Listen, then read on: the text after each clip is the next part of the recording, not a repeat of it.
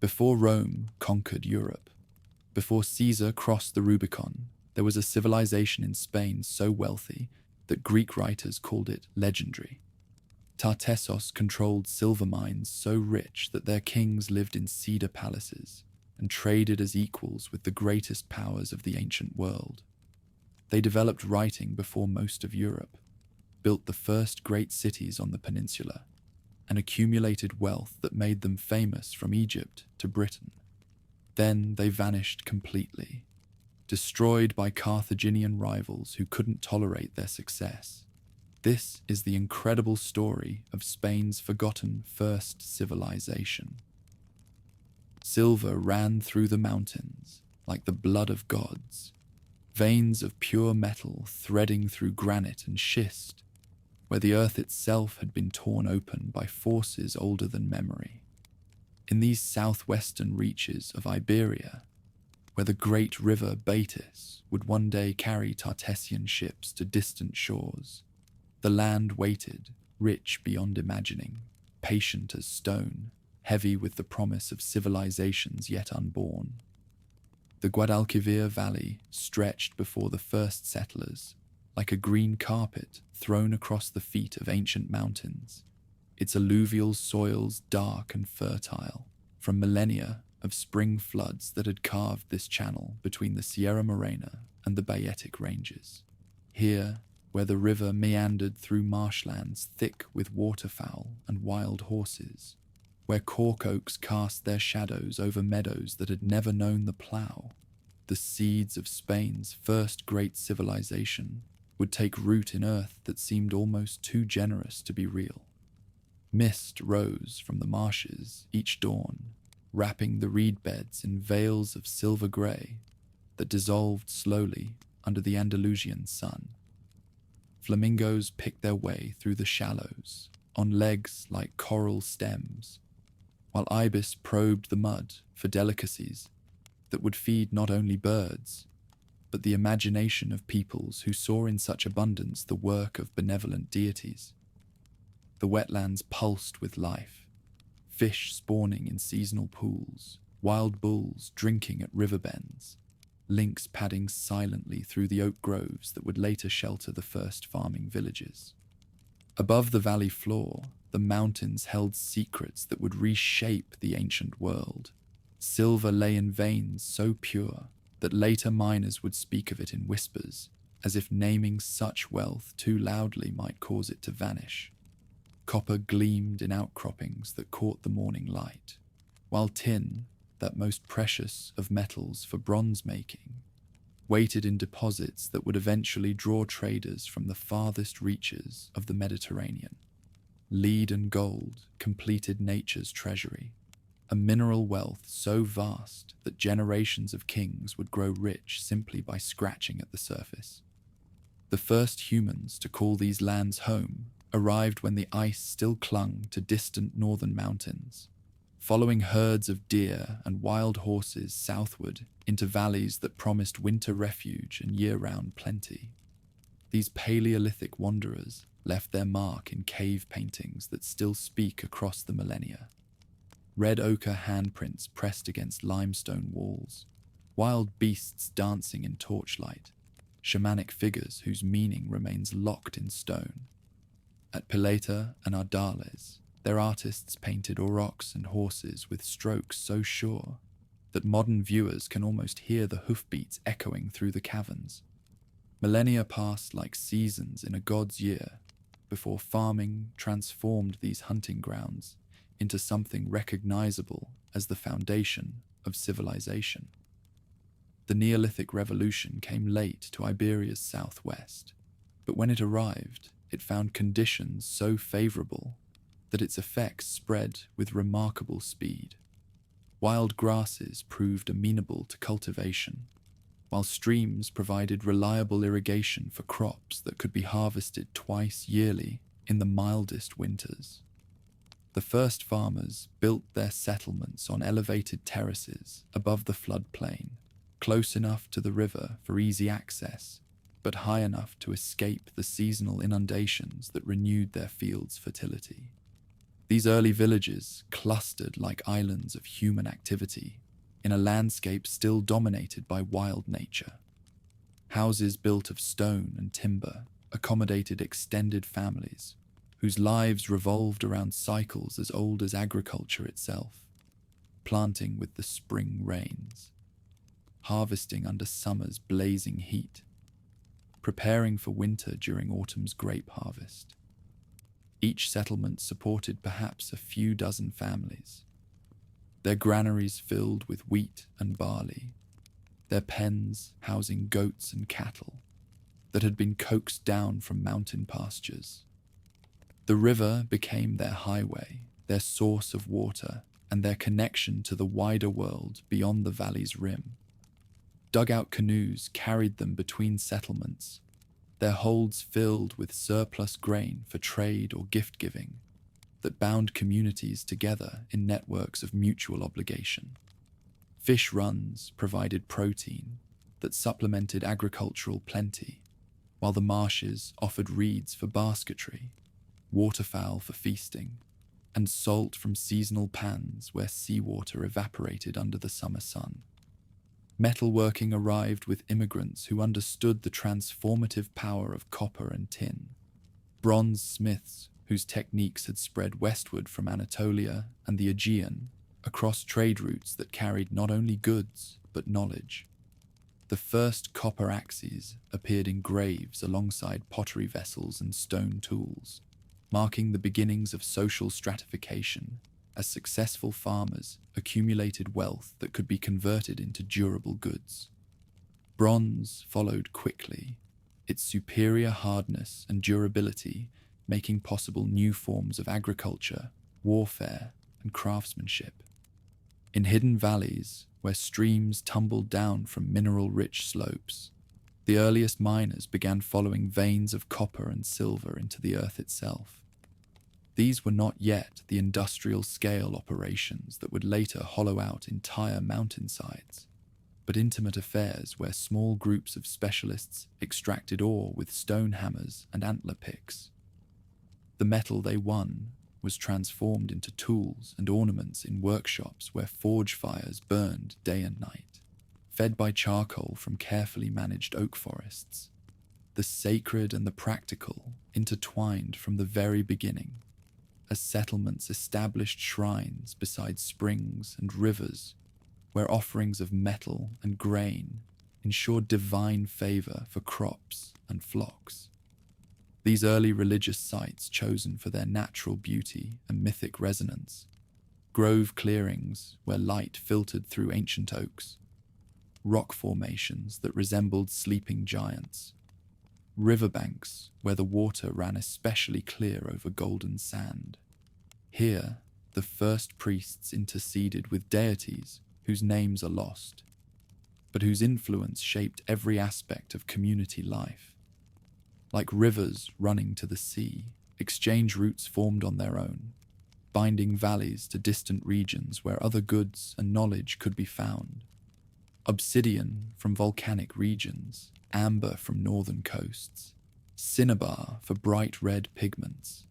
These exotic materials found their way into local workshops where craftsmen combined foreign imports with local products to create goods that spoke of connections stretching across Iberia and beyond. The dead received treatment that reflected both practical necessity and spiritual belief, buried in hilltop cemeteries, where their graves overlooked the fields they had worked and the rivers they had fished. Stone-lined cists protected bodies, accompanied by pottery vessels, bronze implements, and personal ornaments that would serve them in whatever afterlife their descendants imagined. These burial grounds became focal points for community memory, places where the living could commune with ancestral spirits and seek guidance for decisions that would affect future generations. By the second millennium before the Common Era, the valley supported a complex society that combined agricultural prosperity with metallurgical expertise, local traditions with international connections, practical innovation with spiritual depth. The stage was set for the emergence of something unprecedented in Western European history. A civilization that would combine Mediterranean sophistication with Iberian abundance, creating wealth and power that would draw the attention of peoples from across the ancient world. Even as they thrived, these Bronze Age peoples remained linked to currents older and stronger than commerce or rule. The land itself carried stories that would outlast kingdoms and empires, myths that linked these valleys to the very foundations of Mediterranean civilization. Somewhere beyond the Pillars of Heracles, Greek storytellers whispered, lay gardens where golden apples grew on trees tended by singing maidens. Somewhere in the far west, heroes had battled monsters whose cattle represented wealth beyond imagining. Somewhere past the edge of the known world, the sun itself came to rest in waters that turned silver under its dying light. These stories were not yet attached to any particular people or kingdom, but they floated in the collective imagination of Mediterranean peoples, like seeds waiting for fertile ground. When Tartessos finally emerged from the valley's agricultural abundance and mineral wealth, it would find itself clothed in legends that had been gathering around this blessed land for generations. The real and the mythical would interweave so completely that later writers could never quite separate historical fact from poetic truth, leaving us with tantalizing glimpses of a civilization that seemed almost too wonderful to have existed. In their wooden halls and stone-built workshops, beside their sacred groves and bustling marketplaces, the ancestors of the Tartessians went about their daily business, unaware that they were preparing the foundation for Spain's first entry into the wider world of Mediterranean politics and culture. The silver in their mountains would eventually draw Phoenician traders across dangerous seas. The fertility of their fields would support cities that amazed foreign visitors, and the myths that clustered around their land would make Tartessos legendary, even among peoples who specialized in legends. But all of that lay in the future. For now, there were crops to tend, metals to smelt, and shrines to maintain in a land so rich that its inhabitants could afford to be generous with gods and strangers alike. The greatest story in ancient Spanish history was about to begin, though none yet suspected that these peaceful valleys would soon echo with the names of kings whose wealth would become proverbial and whose kingdom would blaze briefly across the ancient world, like a star that burns too bright to last.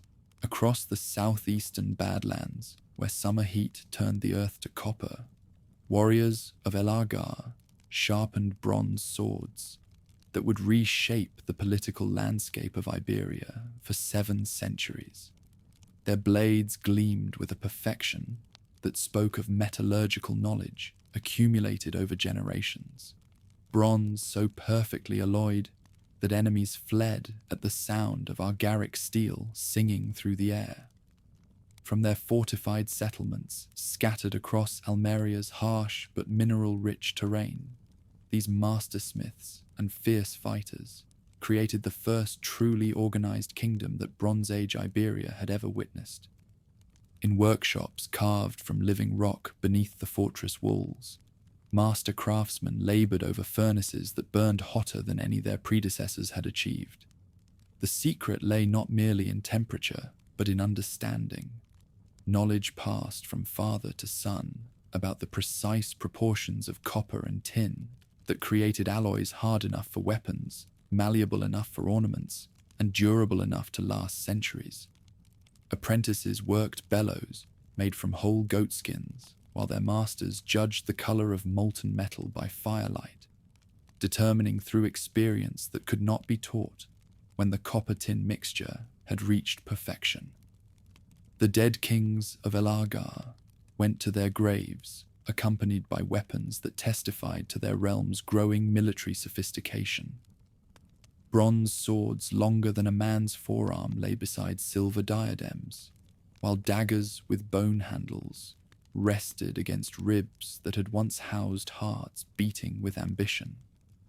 The southeastern kingdom buried its elite in massive stone-lined graves that required the labor of hundreds. Their funeral goods, speaking of wealth, accumulated through conquest and trade. Pottery vessels filled with grain and wine would nourish the deceased through whatever battles awaited in the afterlife. Molten metal flowed like liquid sunlight from crucibles tended by smiths, whose techniques had evolved far beyond the simple casting their ancestors had learned from Mediterranean traders. These Argaric metalworkers developed new methods for creating complex shapes, their mastery of lost wax casting enabling them to produce weapons and ornaments of unprecedented sophistication. Bronze emerged from stone molds with edges sharp enough to slice silk, while polished mirrors reflected faces painted with cinnabar that caught light like drops of blood. From their fortress at Los Millares, earlier generations had watched the horizon for enemies, while developing the defensive architecture that would influence fortifications throughout Bronze Age Europe. This ancient citadel, perched on a commanding height above the Andarax River, protected approaches with concentric walls that incorporated bastions positioned for overlapping fields of fire. Its builders understood principles of military engineering that would not be improved upon for centuries, their innovations spreading throughout Iberia as other communities copied techniques that had proven their worth in actual combat. Caravans laden with copper ingots wound through mountain passes, where armed guards watched for bandits drawn by cargoes worth kingdoms. The Red River region of Rio Tinto provided copper so pure that Mediterranean smiths paid premium prices for metal that emerged from Spanish mines, already bearing the distinctive hue that marked its superior quality. Pack animals struggled under loads of raw copper, while their drivers calculated profits that would fund the next expedition into territories where wealth literally lay scattered on the surface of the earth. At the river, mouths where the Odiel and Tinto merged before flowing into the Atlantic, settlements emerged that would eventually grow into the great port of Huelva. The western stronghold commanded approaches from the sea, while providing secure harbors for vessels that would carry Spanish metal to markets throughout the Mediterranean. Local chieftains grew wealthy by controlling these strategic waterways, their power resting on the simple fact that anyone seeking Spanish copper had to negotiate passage through waters they commanded. Through mountain passes guarded by watchtowers that communicated through smoke signals, trade networks connected the resource-rich interior with coastal settlements eager for exotic goods. Merchants from the eastern Mediterranean brought techniques for working glass and ivory, while northern European traders offered amber that glowed like captured sunlight when worked by skilled craftsmen. The vessel makers of the bell beaker tradition traveled these same routes, carrying not only their distinctive pottery, but innovations in metalworking that would revolutionize Bronze Age technology. Sacred fires burned in furnaces that operated continuously throughout the mining season, their smoke visible for miles as testimony to Spanish productive capacity. The ritual pottery tradition developed ceremonies that linked metallurgical success to divine favor.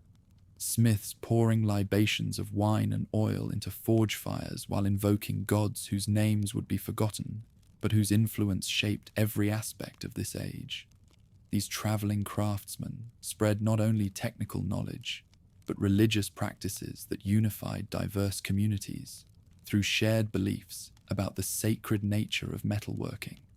Warriors bearing Argaric blades carved out territories that stretched across southeastern Iberia, their military superiority enabling the conquest of communities that still fought with stone weapons and copper tools. The Argaric culture expanded through a combination of technological advantage and political organization that overwhelmed traditional tribal structures. Villages that submitted were absorbed into a chain of fortified settlements, while those that resisted were destroyed so thoroughly that their very locations vanished from memory. Beneath stars that guided navigation routes connecting Spain with North Africa, maritime trade developed between Iberian mining communities and cultures that possessed resources the peninsula lacked. Ivory carved in workshops at Los Millares reveals connections with African suppliers, while ostrich eggshells discovered in Spanish graves demonstrate exchange networks that reached across the Sahara. These ancient citadels commanded not only land routes but sea lanes that would eventually carry Tartessian merchants to the farthest reaches of the Mediterranean, where the red waters of Rio Tinto carved their channel through copper-bearing hills. Mining operations expanded from seasonal surface collection to year-round extraction that required permanent settlements and sophisticated logistics. The sacred metal streams provided wealth that funded the military expeditions and monumental construction projects that characterized this metallurgical era in Iberian civilization. Miners developed techniques for following veins deep underground, their galleries extending far enough into mountainsides to require artificial lighting and ventilation systems. Highland tribes of the interior observed these coastal developments with mixture of admiration and apprehension, recognizing that the new bronze weapons gave their bearers decisive advantages in warfare, while creating tempting targets for raids. The plateau warriors maintained their traditional lifestyle, while gradually adopting metallurgical innovations that filtered inland through trade and conquest. Their mountain dwellings provided refuge for communities that preferred independence to the wealth and security offered by submission to more organized kingdoms. Social stratification reached unprecedented levels as Spanish society organized itself around the control of metal production and military power. Elite burials from this period contained grave goods whose value exceeded anything their predecessors had imagined possible. Silver ornaments weighing several pounds, bronze weapons decorated with gold inlay, pottery vessels painted with scenes that suggest the development of mythological traditions. The gap between rich and poor widened dramatically as successful warriors and smiths accumulated resources that enabled them to commission works of art that would impress foreign visitors. Defensive positions multiplied throughout regions where valuable resources attracted both traders and raiders. Their strategic locations chosen to control river crossings, mountain passes, and harbors that provided access to Spanish wealth. These mineral provinces developed military traditions that emphasized coordinated infantry tactics, their metal-equipped forces proving superior to traditional warrior bands that relied on individual heroics. Fortified settlements became centers of technological innovation, as well as military power, their workshops producing goods that established Spanish reputation for metallurgical excellence throughout the ancient Mediterranean. By the middle of the second millennium before Christ, foundations had been laid for everything that would follow in Spanish prehistory. The southeastern kingdom of El Argar had demonstrated that Iberian communities could organize themselves into complex societies capable of sustained military expansion and technological innovation. Coastal territories commanded by settlements like the Great Fortress had proven that Spanish warriors could defend their wealth against any enemies, while mining operations in regions like the Red River valleys had established the productive capacity that would eventually attract attention from the most advanced civilizations of the ancient world. Technical mastery achieved by these Spanish smiths would provide the foundation for the silver-working techniques that would make Tartessos legendary throughout the Mediterranean. Military traditions developed by the Argaric culture would influence warfare throughout the peninsula for centuries to come. Trade networks established during this period would carry Spanish metals to markets that would eventually include Phoenician ports and Greek cities, creating connections that would transform local chieftains into kings whose wealth would become proverbial. The stage was set for the emergence of something unprecedented in Western European history, a civilization that would combine Spanish metallurgical expertise with Mediterranean commercial sophistication and indigenous religious traditions to create a kingdom that would briefly blaze across the ancient world, like a star too bright to last. The mountains held their silver in patient readiness. The rivers waited to carry trade goods to distant markets, and the myths that would make Tartessos famous were already gathering in the imagination of peoples who understood that somewhere beyond the western horizon lay lands where gods had hidden treasures that would eventually tempt heroes to journey to the very edge of the world. Along the muddy banks where the Guadalquivir carved its final meanders before meeting the Atlantic, the first settlements that would one day call themselves Tartessian watched foreign ships appear on the horizon, with sails that caught the morning light like captured clouds. These river-mouth communities had grown prosperous through centuries of patient accumulation, controlling silver mines that honeycombed the nearby mountains, managing cattle herds that grazed the salt marshes, and fishing waters so rich that nets came up heavy, with enough protein to feed growing populations through the lean months of winter. From settlements that would become the foundation of this realm, chieftains who bore names lost to history sent tribute and trade goods downstream toward harbors, where distant merchants waited with holds full of exotic treasures.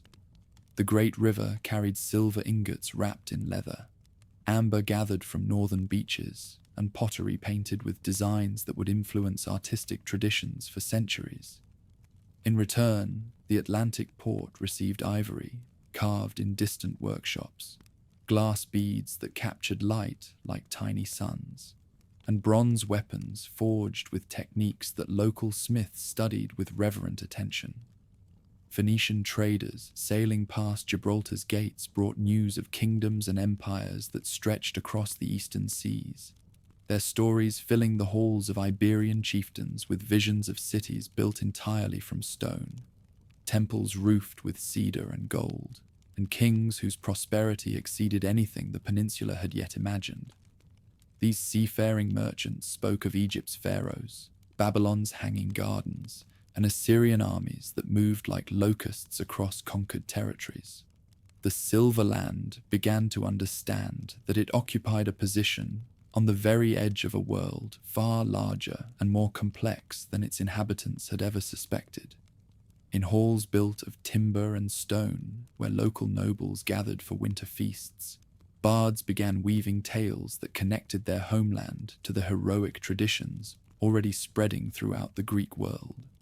Stories told around fires fed with aromatic wood spoke of cattle so magnificent that heroes would cross oceans to steal them, of gardens where golden fruit grew on trees tended by singing maidens, and of kings whose hospitality was matched only by their riches. The territory was developing a mythology that would eventually make it legendary among peoples who specialized in legends. The three-bodied giant Geryon ruled his cattle domain from a fortress built on Erythea, an island that Greek storytellers placed somewhere beyond the threshold of the known world. This monster king commanded herds so vast that their lowing could be heard across the straits, while his warrior herdsmen drove the beasts through pastures that stretched to the very edge of ocean itself. The myth preserved memories of real cattle abundance that had made Iberian chieftains prosperous, though the storytellers transformed mundane economic success into supernatural plenty. Silver poured from highland mines in quantities that amazed even merchants from the inland sea, accustomed to the prosperity of Cyprus and Sardinia. The sacred waterway carried this precious metal downstream in dugout canoes whose cargo was worth more than most kings could accumulate in lifetimes of conquest. Mining communities developed techniques for extracting ore from veins that seemed inexhaustible, their furnaces burning continuously, as smiths refined raw silver into ingots whose purity would become legendary throughout the ancient world. The coastal stronghold grew rich simply by controlling access to these mountain treasures. Greek storytellers whispered of a land beyond the pillars of Heracles, where the sun came to rest each evening, its dying rays turning Atlantic waters to molten gold. The Hesperides, daughters of evening itself, tended orchards where immortal fruit grew heavy on branches that never knew winter's touch. These sunset daughters sang lullabies that could calm the fiercest storms, while their gardens provided refuge for heroes whose labors had carried them to the very limits of mortal endurance. The maidens represented the mysterious riches and beauty that Greeks imagined must exist in lands so distant that few mortals could ever hope to reach them.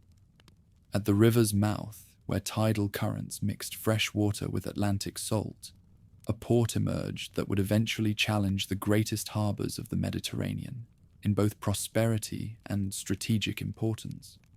Wharves built of massive stone blocks accommodated ships whose holds could carry tons of silver, while warehouses protected trade goods from weather and thieves.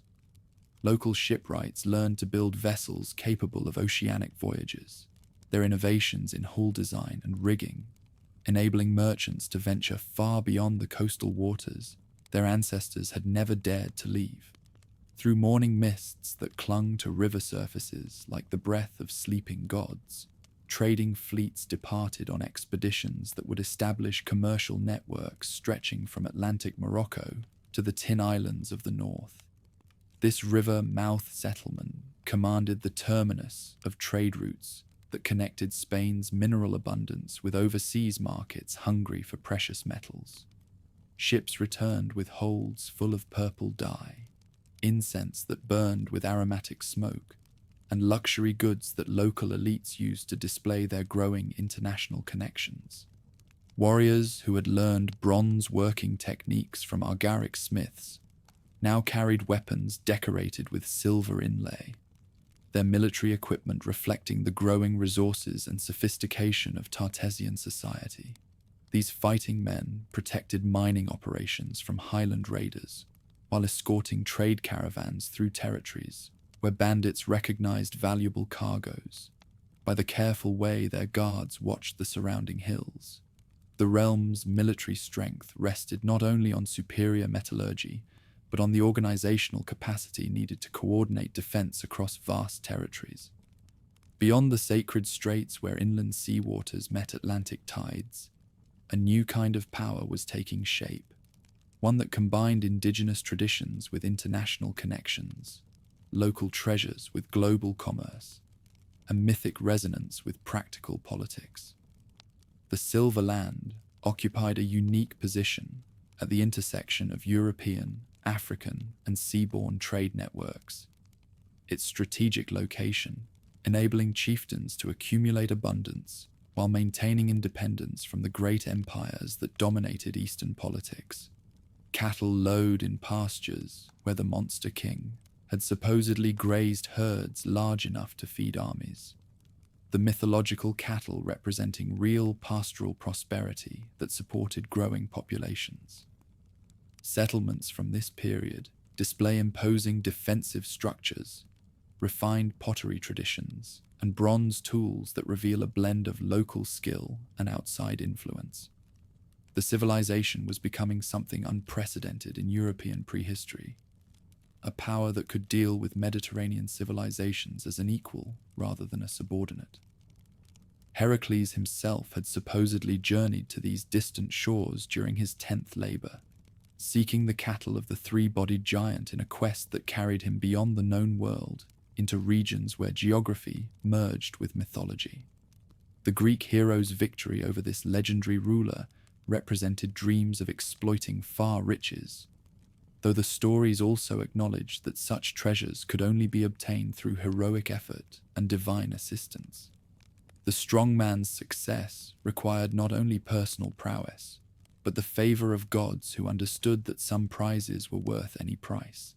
Temple complexes emerged along the sacred waterway, where priests interceded with deities, whose favor ensured successful mining, profitable trading, and protection from enemies who coveted the territory's growing resources.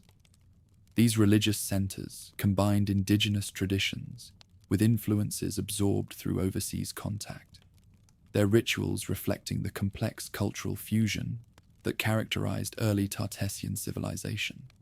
Sacred groves and river shrines became focal points for communities that understood their prosperity, depended on maintaining proper relationships with supernatural powers. Trading posts established at strategic locations throughout the river system enabled the realm to control commerce while collecting tribute from settlements that depended on access to distant markets. The Great River became a highway that carried not only goods, but ideas, technologies, and artistic influences that would transform local culture. Each trading season brought new innovations as merchants shared techniques for metalworking, agriculture, and craftsmanship that local artisans adapted to their own traditions and needs. By the end of the second millennium, this domain had established itself as a significant player in international commerce, while maintaining its distinctive cultural identity. The river-mouth settlement controlled sea routes that connected Atlantic Europe with African markets, while highland mines provided silver that funded ambitious building projects and luxury imports. Greek memories of heroic expeditions beyond Gibraltar's gates preserved awareness of a prosperous land that could offer hospitality worthy of gods, while commanding resources that impressed even cities accustomed to international trade. This era laid the foundation for the course of Tartessian history that followed. Evidence survives of workshops devoted to export production, defensive works erected to safeguard wealth, and burials furnished with objects that reveal both indigenous custom and foreign contact. The emerging power was positioning itself to become the region's most important source of precious metals, while developing the political and military institutions necessary to maintain independence in an increasingly connected ancient world. Tartessos had emerged from prehistoric obscurity to become a kingdom that Mediterranean peoples would remember in their most treasured stories. The cattle of Geryon, the gardens of the Golden Apple Guardians, and the abundance that attracted divine heroes were transforming from local realities into international legends that would outlast the civilization that inspired them. The stage was set for the arrival of new players who would recognize the Silver Land's potential and seek to establish relationships that would reshape both Iberian and Eastern history. From harbors that had known only the simple dugout canoes of river traders, Tartessian fishermen watched in amazement as ships appeared on the horizon, unlike anything their ancestors had imagined possible. These vessels rode the Atlantic swells with the confidence of sea creatures born to deep waters, their cedar hulls carved with protective symbols and their purple sails billowing like storm clouds heavy with divine blessing. The strangers who guided them across trackless oceans possessed knowledge that transformed mere wood and cloth into chariots capable of carrying merchants and their precious cargoes to the very edges of the world. Purple sails appeared first as distant specks against the morning sky, then grew larger until watching crowds could make out the intricate rigging that enabled these revolutionary vessels to harness winds that would have driven local boats onto the rocks. The Eastern merchants who commanded such ships had spent generations perfecting the arts of navigation, their pilots reading stars and currents with skills passed down through families who measured their ancestry not in generations but in successful voyages across waters that could swallow entire fleets without trace. The sacred island of Gadir rose from coastal waters, like a divine gift positioned perfectly to command the straits where Atlantic met the enclosed sea, its elevated position providing harbors that could shelter entire fleets while offering defensive advantages against any enemies foolish enough to challenge the newcomers' control. Here, in the year the Greeks would later count as 814 before their era began, Canaanite sailors established what would become the most important trading post in the far reaches of their expanding commercial empire. In workshops where the scent of cedar shavings mixed with the tang of salt spray, Phoenician craftsmen began constructing buildings that would house not only merchants and their goods, but the religious institutions necessary to ensure divine protection for enterprises that carried them so far from ancestral homes. These sea traders understood that successful commerce required more than sharp bargaining and seaworthy ships. It demanded the favor of gods who controlled winds, tides, and the countless dangers that could destroy expeditions thousands of miles from friendly shores. Melkart's sanctuary rose on the highest point of the trading post, its massive stone foundations supporting walls that would endure for centuries, while protecting sacred flames that must never be allowed to die. The Tyrian god who had guided his people across perilous waters deserved worship that reflected his power over the elements that could make merchants wealthy or feed them to the fish. Priests who tended these eternal fires maintained rituals that connected this distant outpost to the mother city, their chanted prayers carrying across the waters to join the voices of worshippers who served the same divine protector in his ancient homeland. Canaanite merchants brought trade goods that revolutionized local concepts of luxury and craftsmanship, their ships' holds revealing treasures that sparkled like captured starlight in the hands of Tartessian chieftains who had never imagined such wonders existed. Glass vessels thin as flower petals, yet strong enough to hold wine without breaking. Ivory carved into figurines so lifelike they seemed ready to speak, and jewelry worked in gold so pure it caught fire in candlelight.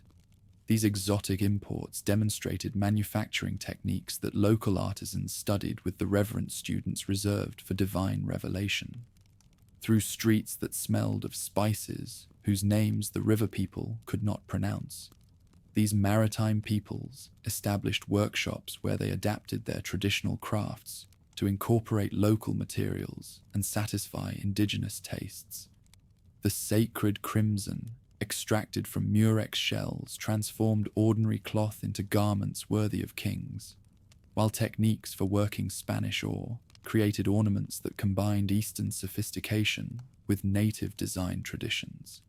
Cultural fusion began immediately as both peoples recognized advantages in cooperation over competition. At dawn, when the tide ran strongly toward the open ocean, trading fleets departed from the new foundation, carrying precious metal to markets that stretched from Egypt to the tin islands of the distant north. These expeditions returned with holds full of goods that had traveled impossible distances, silk that had crossed Asian deserts, amber that had been gathered on Baltic shores, and precious stones that reflected light like fragments of rainbow trapped in crystal. The trading post became a hub where products from 3 continents changed hands in transactions that enriched everyone involved. Bronze scales weighed Spanish silver against Eastern gold, in calculations that established exchange rates benefiting both Tartessian producers and Eastern middlemen. Their negotiations conducted in a mixture of languages that gradually evolved into the commercial dialect necessary for international trade. Local chieftains learned enough of the foreign tongue to conduct business, while the Eastern merchants absorbed sufficient indigenous vocabulary to communicate with miners and herders whose products formed the foundation of their profitable enterprises. Sacred groves witnessed the first stirrings of religious syncretism as Eastern deities encountered Tartessian gods in ceremonies that acknowledged the power of both pantheons. Melkart found himself honored alongside river spirits who had blessed local communities for centuries, while Astarte received offerings from women who had previously worshipped indigenous goddesses of fertility and the hunt. The blending of religious traditions created new forms of worship that satisfied spiritual needs while facilitating the social cooperation necessary for successful commerce. Smoke rose from new furnaces where Eastern smiths demonstrated smelting techniques that extracted silver of unprecedented purity from Spanish ore, their methods requiring temperatures that local craftsmen achieved by rebuilding their workshops with fire-resistant stones and improved bellows systems. Apprentices who had learned traditional methods watched in fascination as foreign masters transformed raw metal into ingots that gleamed like moonlight, trapped in solid form, the precious metal flowing from crucibles in streams that pooled in molds carved with Eastern symbols. Massive cedar beams arrived aboard Phoenician ships to support the roof of Melkart's expanding temple. The timber cut from Lebanese forests and carried across the entire Mediterranean to create a sanctuary worthy of the god who protected maritime commerce. Local stonemasons learned to carve blocks according to Eastern specifications, while maintaining decorative elements that honored indigenous deities, their chisels creating hybrid architectural forms that proclaimed the divine approval of both Canaanite and Tartessian gods for this unprecedented partnership. Pack trains loaded with silver departed Gadir under armed guard, their routes following mountain passes, where watchtowers communicated through smoke signals and relay stations provided fresh animals for the journey toward distant markets. The caravans returned bearing manufactured goods that transformed daily life throughout the Guadalquivir Valley. Bronze mirrors that showed faces more clearly than any polished metal local smiths had ever produced, pottery painted with designs that incorporated exotic animals and plants, and tools forged with techniques that doubled their durability. In workshops that echoed with the ring of hammers on anvils, Tartessian craftsmen began incorporating Eastern motifs into pottery that would be traded throughout Atlantic Europe, their vessels displaying ships with curved prows, palm trees that grew in no Spanish grove, and mythological creatures that inhabited distant legends. Meanwhile, Canaanite artisans adapted local manufacturing techniques to produce goods specifically designed for indigenous markets, learning to work Spanish silver in ways that satisfied traditional tastes, while introducing subtle innovations that enhanced both beauty and durability. Young warriors from both peoples trained together in combat techniques that combined Eastern siege warfare methods with indigenous knowledge of local terrain and traditional enemies. Phoenician officers taught the use of bronze-headed spears in coordinated formations, while Tartessian veterans demonstrated cavalry tactics that took advantage of horses bred in valley pastures. Joint patrols established security throughout the river system, while deterring bandits who might threaten the growing volume of trade that enriched both civilizations. Markets that had once known only local produce now displayed goods from 3 continents, as merchants from distant lands established permanent residences in the growing port. Egyptian faience gleamed beside Spanish silver, while Baltic amber rested next to African ivory in stalls tended by traders who spoke multiple languages and calculated profits in currencies that reflected the international scope of their businesses. The foundation had become a cosmopolitan center where cultures mixed as freely as the waters, where Atlantic tides met Mediterranean currents. By the 8th century's end, the partnership between sea traders and river people had created something unprecedented in the western reaches of the ancient world. Gadir commanded shipping routes that connected 3 continents, while Tartessian mines provided the precious metal that funded expeditions to regions that earlier generations had considered mythical.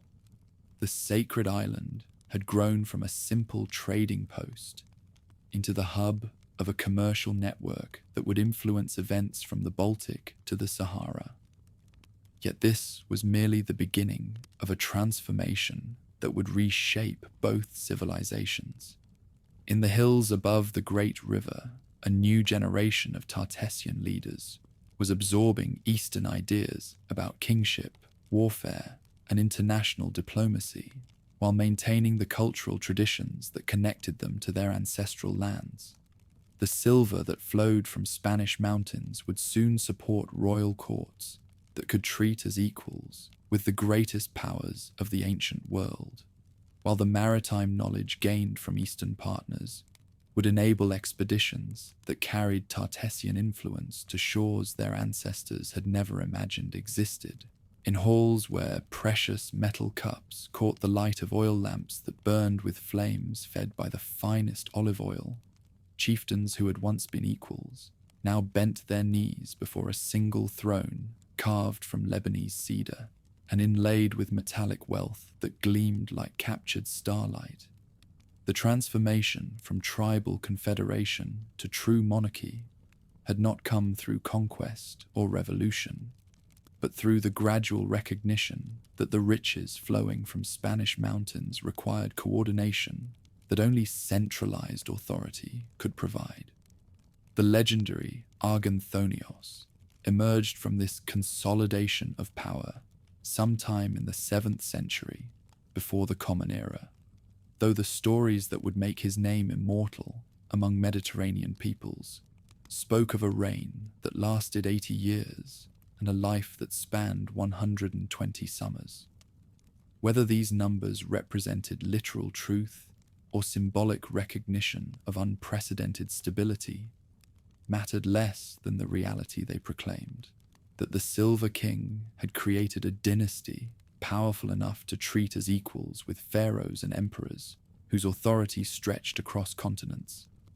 From distant ports where merchants calculated profits in currencies that reflected the international scope of their trade, ships laden with exotic goods converged on Tartessian harbors, seeking the white metal that had made this kingdom legendary throughout the ancient world.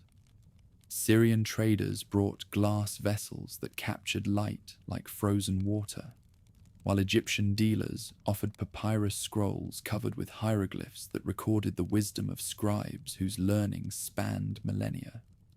Phoenician captains arrived with holds full of cedar wood, purple-dyed textiles, and ivory carved by craftsmen whose skills had been refined through generations of practice.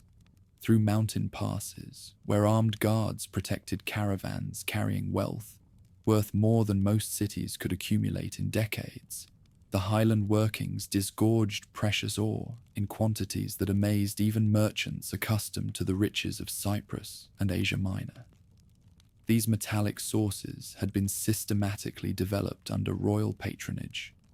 Their operations expanded through techniques that combined indigenous knowledge with innovations learned from Eastern partners. Miners working by torchlight in galleries that extended deep into mountainsides extracted ore so pure that foreign smiths paid premium prices for metal that required minimal refining. At the royal court, where ambassadors from across the Mediterranean presented credentials written on tablets of gold and silver, the great monarch maintained state that impressed visitors who had witnessed the splendor of Assyrian palaces and Egyptian temples.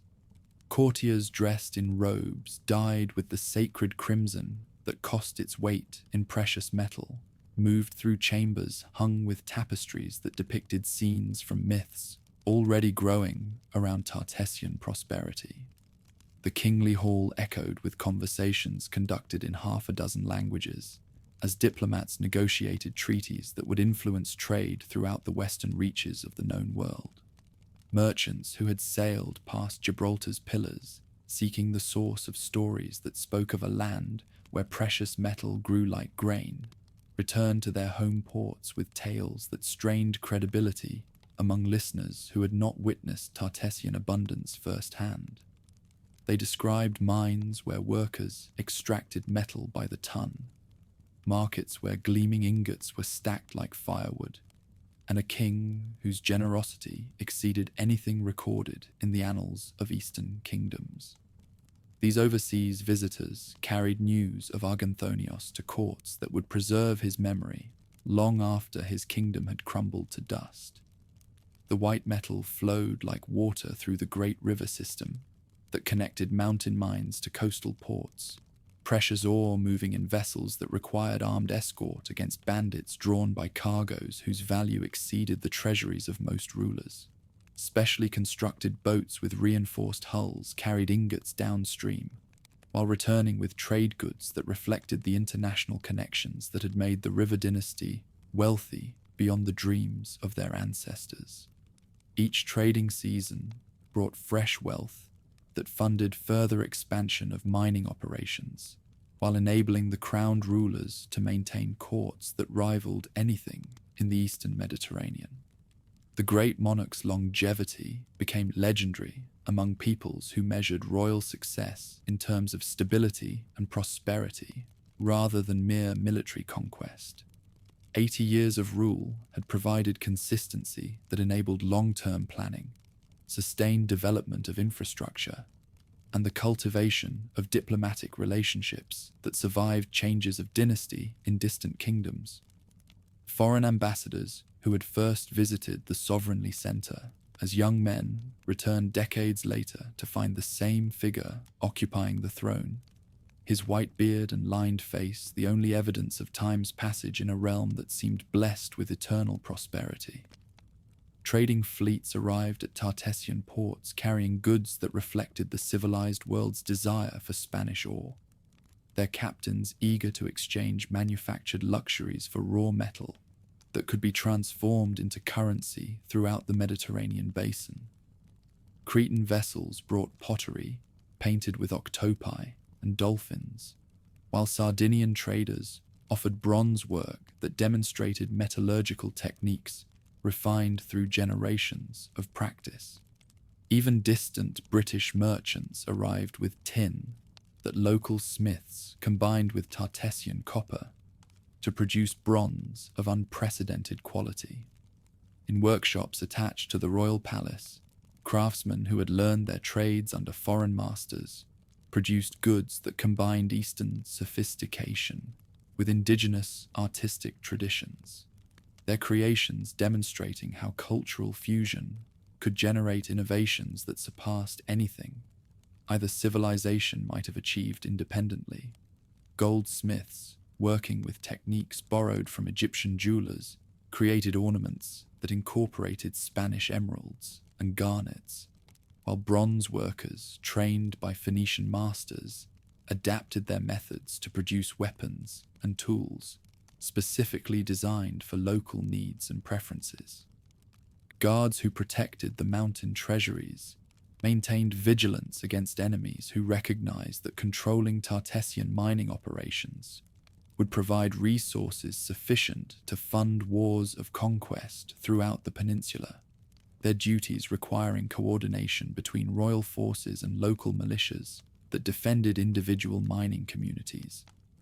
These security measures enabled continuous operation of extractive industries, while ensuring that the wealth they produced could reach coastal markets without falling into the hands of raiders who might use stolen precious metal to purchase weapons and mercenaries for attacks against the kingdom itself.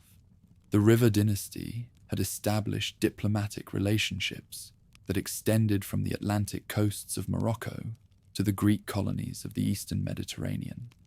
Their ambassadors welcomed in courts that appreciated both the great king's generosity and the strategic value of maintaining friendly relations with a realm that controlled such valuable resources.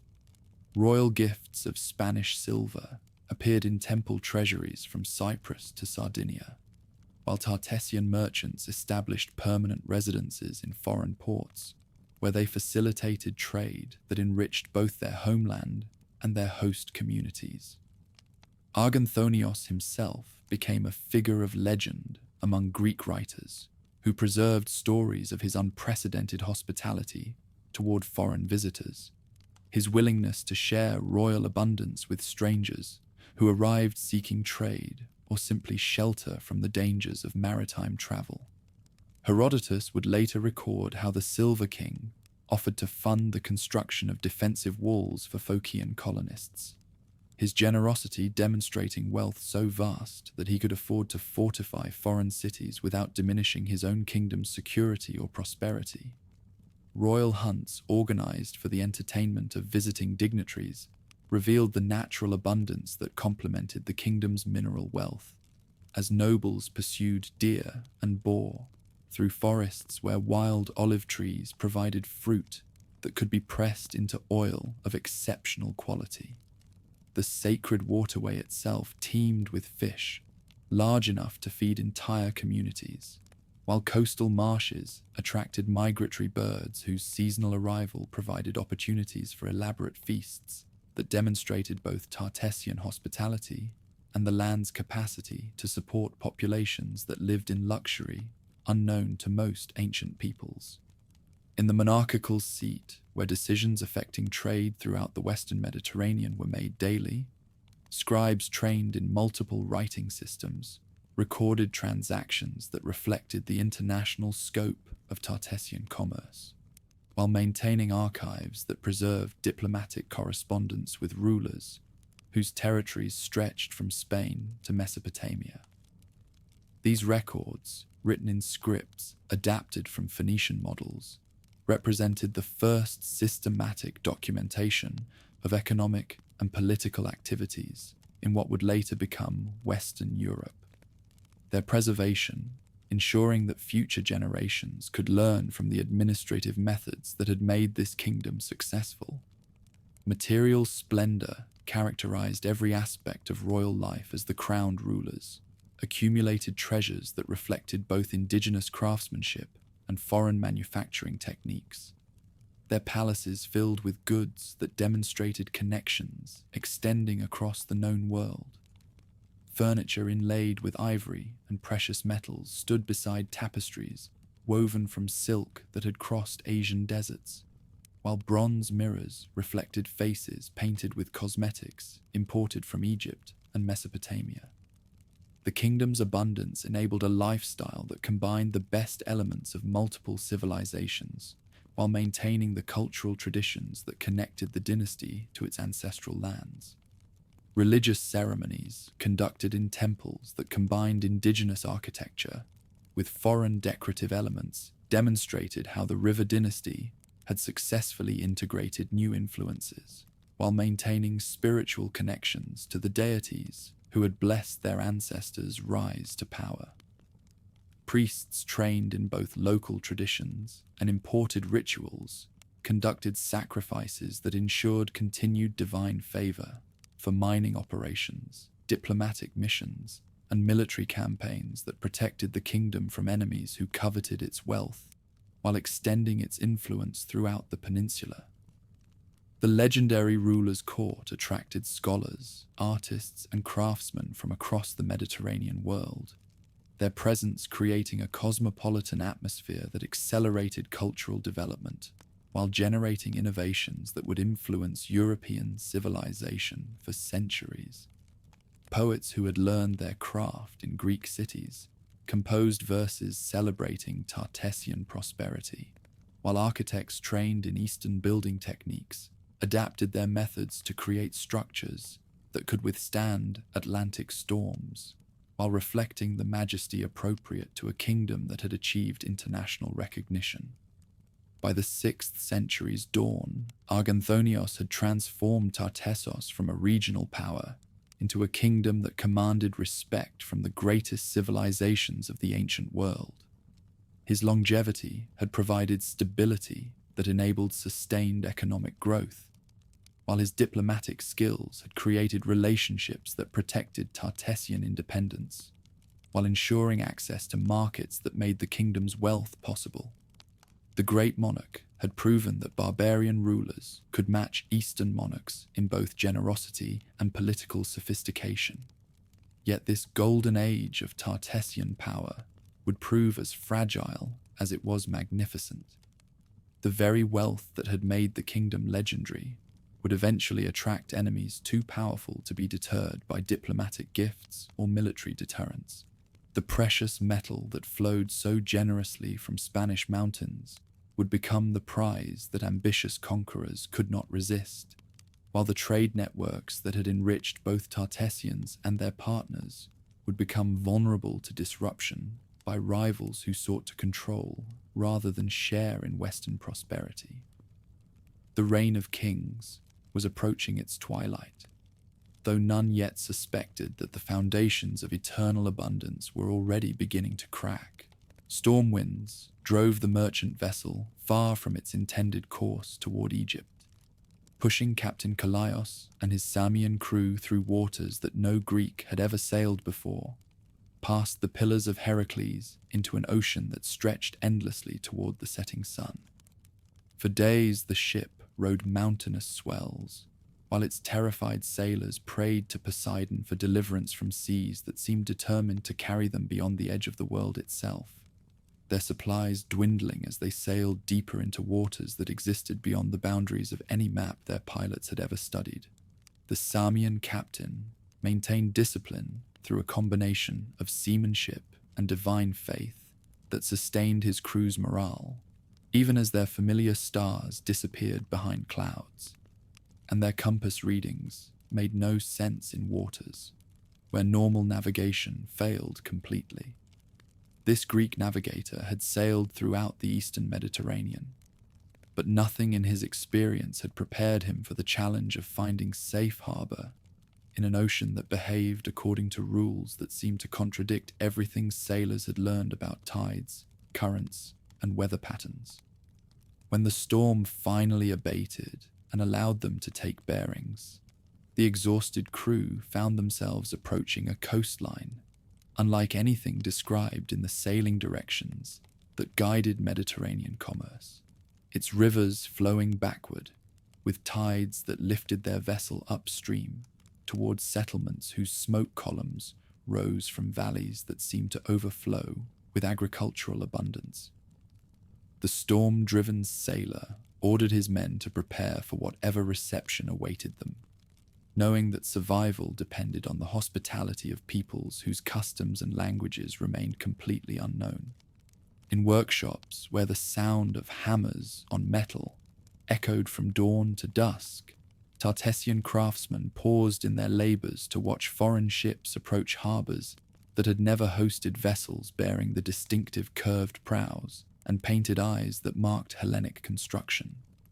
These Eastern visitors represented something unprecedented in local experience, not Phoenician traders seeking familiar commercial relationships, but explorers who had arrived entirely by accident and possessed no established connections to ease their introduction to Spanish customs and expectations. Greek merchants who accompanied Kalaios on what should have been a routine trading expedition to Egyptian ports found themselves instead negotiating with chieftains whose wealth exceeded anything they had witnessed in Damascus or Memphis, their holds soon filled with precious metal that would make them legendary throughout the Aegean world. The accidental discovery of Tartessian abundance would transform Mediterranean commerce while creating diplomatic connections that would influence politics throughout the western reaches of the ancient world for generations to come. The Silver King welcomed these unexpected guests with hospitality that amazed visitors accustomed to the calculating generosity of Eastern monarchs, his court providing accommodations that impressed men who had dined with pharaohs and negotiated with Lydian kings. Arganthonios understood that these storm-driven strangers represented opportunities for relationships that could benefit his kingdom while providing alternatives to exclusive dependence on Phoenician commercial networks that had previously monopolized Mediterranean access to Spanish resources. Carved letters appeared on stone monuments throughout the Guadalquivir Valley, as Tartessian scribes adapted writing systems learned from their Phoenician partners to create the first indigenous script that would preserve their language for posterity, their innovations representing a revolutionary development in European intellectual history. These lettered markers would enable the preservation of laws, religious texts, diplomatic correspondence, and commercial records in forms that could survive the collapse of dynasties while maintaining connections between past and future generations. From the Ionian city of Phocaea Additional expeditions would follow the route that Kalaios had discovered through his fortunate misadventure, their captains guided by sailing directions that enabled them to retrace the accidental voyage that had revealed the source of stories about Western abundance. The Eastern visitors established permanent trading relationships that would challenge Phoenician monopolies, while providing southern Iberian producers with competitive markets for their mineral wealth, their success encouraging further Greek exploration of Atlantic waters. Using chisels on stone, artisans blended Phoenician characters with native sounds, leaving behind inscriptions that safeguarded thoughts and traditions in lasting form, and revealed the cultural depth of a kingdom often dismissed as barbarian. For the Tartessian world, writing was not just a tool, but a statement that they too belonged among civilizations blessed with the ability to preserve wisdom in script. At burial grounds, where families gathered to honor deceased relatives, carved monuments began displaying epitaphs that spoke directly to the dead, in words that would endure as long as stone itself survived. Their messages preserving not only names and accomplishments, but emotional connections that transcended mortality. These written memorials marked a fundamental transformation in how that society understood the relationship between living and dead, enabling personal communications that would outlast the voices that had originally spoken them. Greek colonists seeking new homes beyond the increasingly crowded Aegean world discovered in Tartessian territory opportunities for settlement that combined mineral wealth with agricultural abundance. Their permanent communities creating cultural bridges that would facilitate ongoing exchange of ideas, techniques, and traditions. These Hellenic peoples brought not only commercial expertise, but intellectual traditions that would enrich local learning while absorbing indigenous knowledge that would influence Greek thought and practice for centuries. Scribes trained in multiple writing systems developed techniques for recording Tartessian speech in adaptations of Phoenician alphabets, their innovations creating texts that preserve the earliest known examples of indigenous Iberian languages, while demonstrating the intellectual sophistication that characterized this first European civilization to achieve literacy. The indigenous writing enabled the preservation of religious hymns, legal codes, diplomatic treaties, and historical chronicles that would otherwise have vanished with the voices of their creators. What began as exchanges between Samian traders and Iberian producers soon drew in the whole Greek world, as rumors of Western riches traveled across the Aegean. Pottery, wine, olive oil, and other manufactured wares filled ships bound for Spanish consumers eager for imports. In turn, the Aegean received Tartessian metals, the Greeks now competing directly with Phoenicians for access to the peninsula's treasures. Boundary markers carved with territorial claims appeared along disputed frontiers, where the Iberian kingdom's expansion conflicted with neighboring tribes, their inscriptions proclaiming royal authority in written form that could be read by anyone who possessed literacy, while warning potential trespassers that violation of marked boundaries would bring swift retaliation.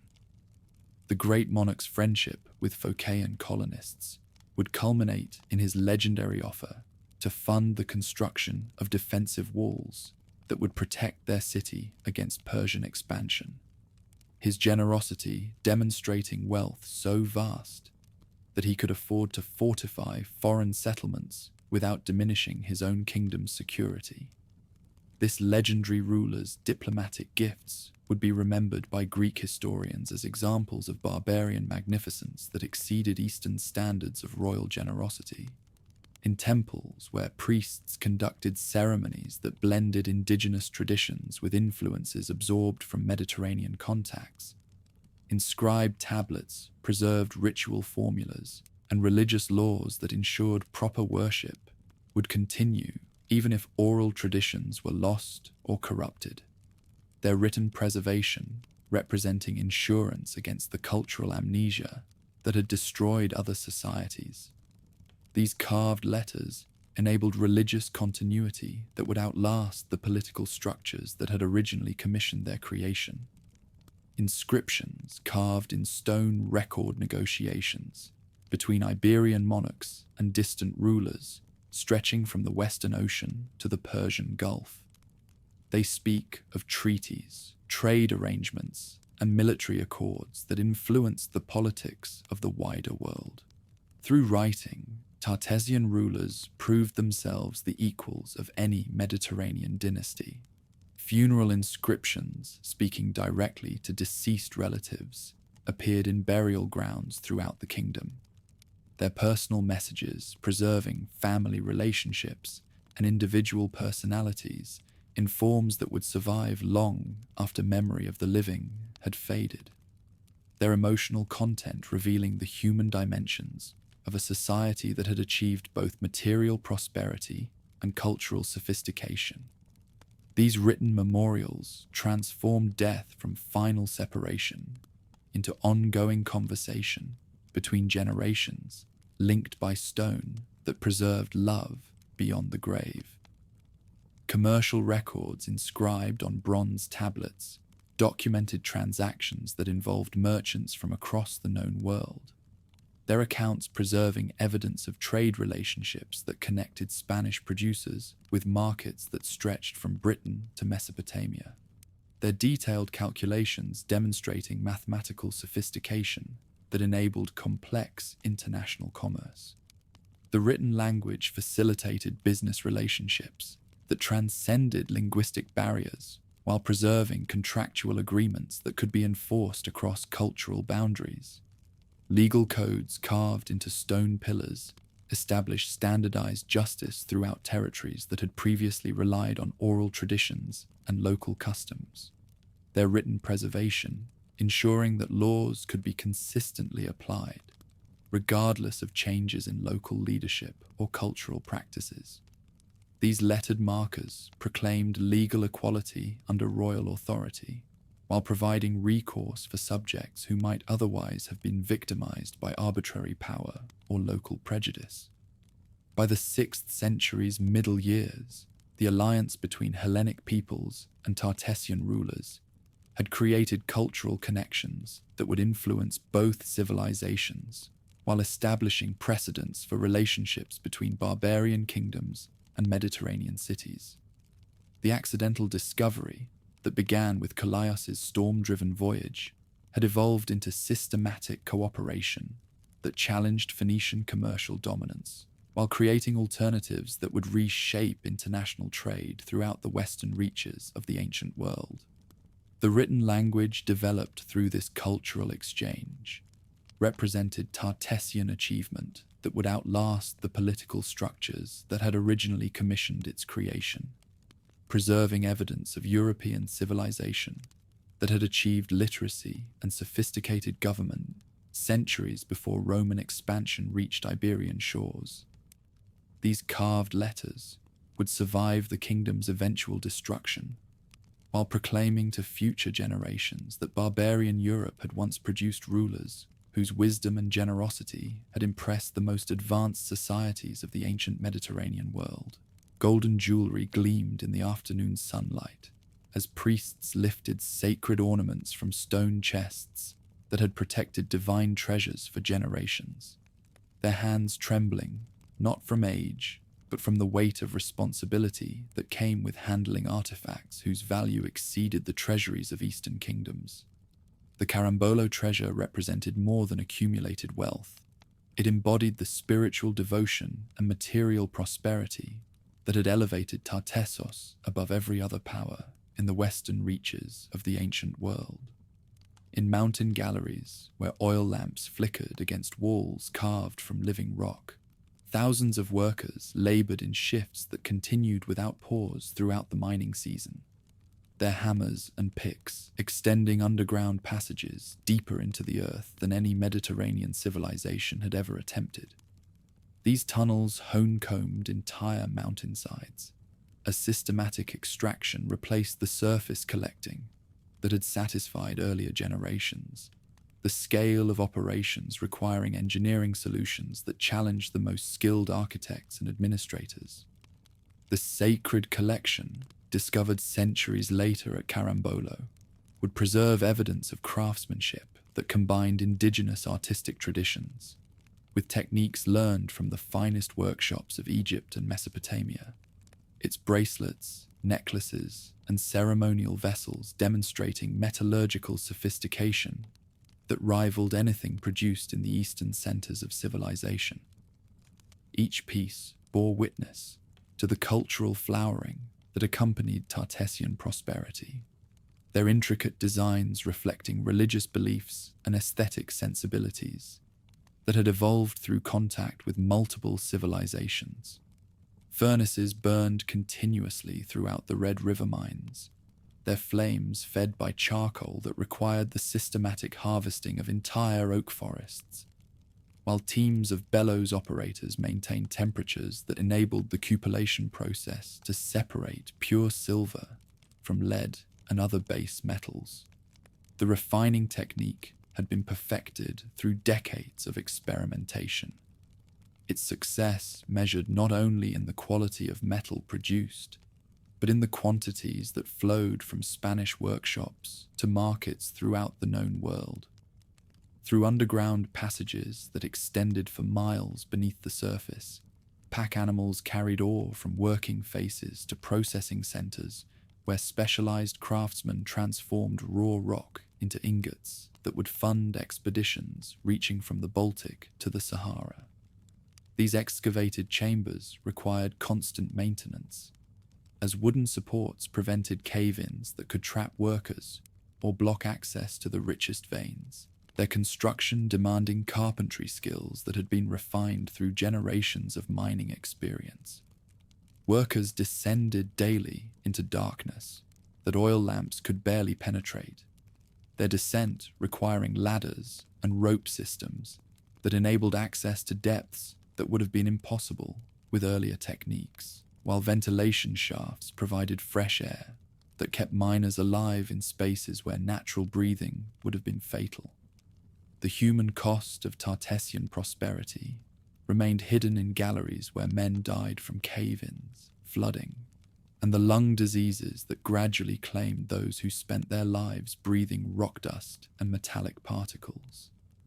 From the tin islands of Britain to the spice ports of the Red Sea, merchants brought their ships into harbors that had been expanded through dredging and defended by breakwaters designed to shield entire fleets from the fury of Atlantic storms. These overseas visitors competed for access to precious metal, whose purity had become legendary throughout trading networks that connected 3 continents.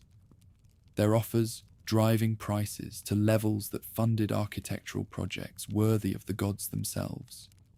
At temple complexes where religious ceremonies blended indigenous traditions with influences absorbed from Phoenician, Greek, and Egyptian sources, golden vessels caught the light of sacred fires that burned continuously in honor of deities, whose favor ensured continued prosperity for mining operations and commercial ventures. The royal artifacts displayed in these sanctuaries proclaimed divine approval for Tartessian success, while demonstrating the kingdom's ability to commission works that impressed visitors accustomed to the splendor of Eastern courts. The purification method developed by Tartessian metallurgists enabled the production of silver, whose quality exceeded anything available in contemporary markets. Its purity achieved through heating techniques that required temperatures higher than traditional furnaces could maintain, while the addition of lead enabled the separation of precious metal from base elements through processes that demanded both technical knowledge and practical experience. This smelting technique gave Spanish producers decisive advantages in international competition.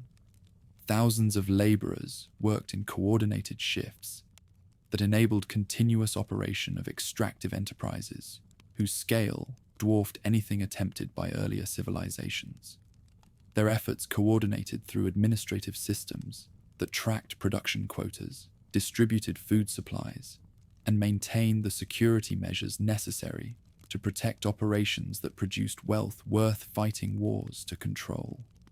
The mountain operations required logistics that challenged the organizational capabilities of kingdoms whose territories spanned multiple regions. Ships departed laden with precious metal that would be transformed into currency throughout the eastern markets. Their holds containing ingots whose standardized weights and guaranteed purity eliminated the uncertainty that had previously complicated international commerce, while their captains carried letters of credit that enabled complex financial transactions across linguistic and cultural boundaries. The inland sea became a highway for Tartessian wealth as trading networks expanded to include territories that had never before participated in systematic commerce. Royal workshops produced artifacts that combined Spanish precious metal with exotic materials imported from the farthest reaches of the known world. Their craftsmen working ivory from African elephants, amber from Baltic shores, and silk that had crossed Asian deserts to create luxury goods that demonstrated both artistic sophistication and international connections. These manufacturing centers became schools where techniques were refined through competition between masters whose reputations depended on innovations that surpassed their predecessors' achievements. Alongside mineral wealth came agricultural abundance, with river waters guided through intricate canal systems that supported crop production, sufficient to feed rapidly expanding communities in this flourishing age. Olive groves produced oil whose quality rivaled the finest Mediterranean varieties, while vineyards yielded wines that foreign visitors praised as equal to anything available in Greek colonies or Phoenician ports. The flourishing of prosperity carried cities beyond their original confines, attracting people from across the peninsula and abroad, while their rise called for the building of defenses, civic halls, and living districts for populations as varied as the kingdom's global connections. These cities became showcases of architectural innovation that combined indigenous building traditions with techniques learned from Eastern masters. Temples rose on a scale never seen before, their construction expressing both deep devotion and remarkable engineering skill, with colossal stone blocks cut from far-off mountains and brought to sight through the labor of thousands and the use of specialized tools. These sacred buildings proclaimed Tartessian piety while providing focal points for communities that had grown beyond the intimate scale of earlier settlements.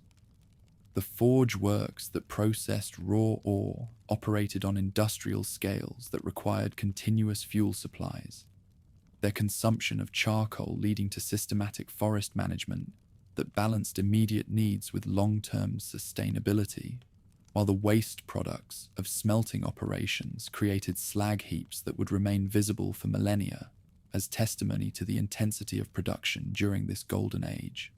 Resource depletion and altered landscapes stood as the environmental price of prosperity, the outcome of human aspirations advancing on scales never before imagined. As wealth expanded, so too did military sophistication, with armies of the Iberian Southwest incorporating Mediterranean strategies and forging bronze armor alongside iron weapons that testified to advanced metallurgy. These soldiers protected merchant networks, secured mineral resources, and upheld royal supremacy throughout lands subject to Iberian sway. The period saw diplomacy create webs of allegiance and reciprocity stretching through the Western ancient world, their success marked as much by cultural exchange as by trade, enriching the civilization of the Western Kingdom and extending Spanish presence beyond political frontiers. Dynastic unions, pacts, and the exchange of gifts built ties stronger than the lifetimes of the rulers who first forged them. To serve the demands of an ever more complex society, educational systems trained literate officials capable of keeping records, drafting correspondence, and running the bureaucratic framework that held together territories, embracing diverse peoples and traditions. These scribal schools safeguarded inherited knowledge while producing innovations that would shape European thought for generations. The flourishing of wealth and culture revealed itself in the arts, where workshops produced sculpture, painting, and decorative pieces that bore the imprint of Mediterranean elegance. Local creators mastered foreign skills, but fused them with native motifs, generating forms that defied simple categorization and signaled a fresh direction in Europe's cultural development. By the close of the 6th century, Tartessos had achieved a golden age that would be remembered as the pinnacle of pre-Roman European civilization. Its prosperity based on mineral wealth that seemed inexhaustible and commercial relationships that connected the Atlantic world with Mediterranean markets. The kingdom controlled resources and trade networks that enabled it to maintain independence while treating as equals with the greatest powers of the ancient world. But within this magnificence lay hidden vulnerabilities, destined to invite foes beyond the reach of negotiation or deterrence. The triumphs that had elevated Iberia to fame would become its peril, as foreign powers saw in Spanish wealth the means to pursue imperial dreams that would transform the Mediterranean world. The Golden Age moved quietly toward twilight, even as no one yet foresaw the storm about to challenge the very foundations of Western power. Consecrated groves, where ancient oak trees cast shadows that had sheltered worship for centuries, became meeting places where Tartessian priests encountered Phoenician deities, their ceremonies creating new forms of devotion that honored both indigenous spirits and Eastern gods within the same rituals. These woodland sanctuaries preserved connections to ancestral traditions, while accommodating spiritual innovations that reflected the kingdom's expanding international relationships, their sacred spaces becoming laboratories where theological fusion produced hybrid beliefs that satisfied both populations. At river shrines that had marked holy places since the first farmers settled the Guadalquivir Valley, golden votive gifts sank beneath waters whose currents carried prayers to deities whose names had changed, but whose essential powers remained constant across generations of worshippers. The blessed springs that bubbled from limestone caves received offerings of precious metal that demonstrated both personal devotion and community prosperity, their ritual pools reflecting faces painted with ceremonial symbols that proclaimed spiritual allegiance to forces that controlled fertility, warfare, and commercial success. The storm god Baal found new homes in hilltop temples, where his authority over weather and agriculture merged seamlessly with indigenous beliefs about sky gods who had blessed Spanish harvests since Bronze Age times, his worship incorporating ritual elements that honored both Canaanite traditions and local customs.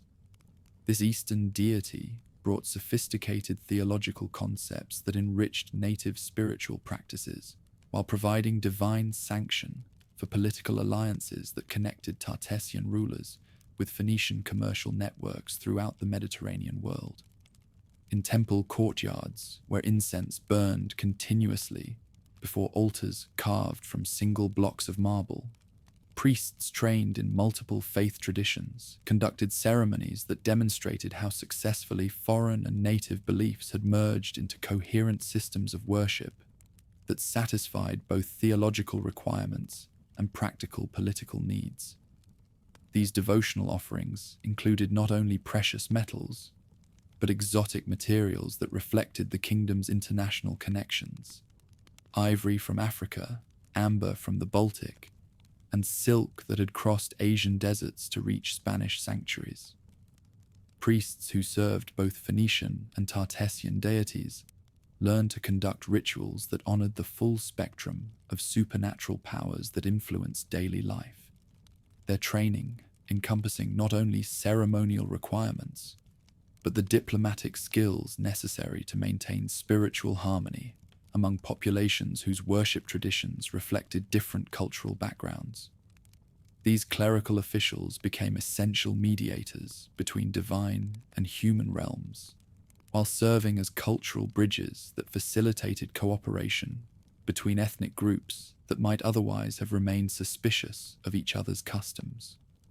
Golden offerings were cast into sacred streams across the kingdom as worshippers sought divine favor for undertakings from mining ventures to distant voyages, their gifts forming underwater hoards that preserved the spirit of Tartessian devotion. The ritual pools that received these hallowed donations became focal points for communities that understood prosperity, depended on maintaining proper relationships with supernatural forces that controlled both natural resources and international commerce. The sanctuary palace of Cancho Roano rose from the Extremaduran plains like a fortress designed to serve both military and spiritual purposes.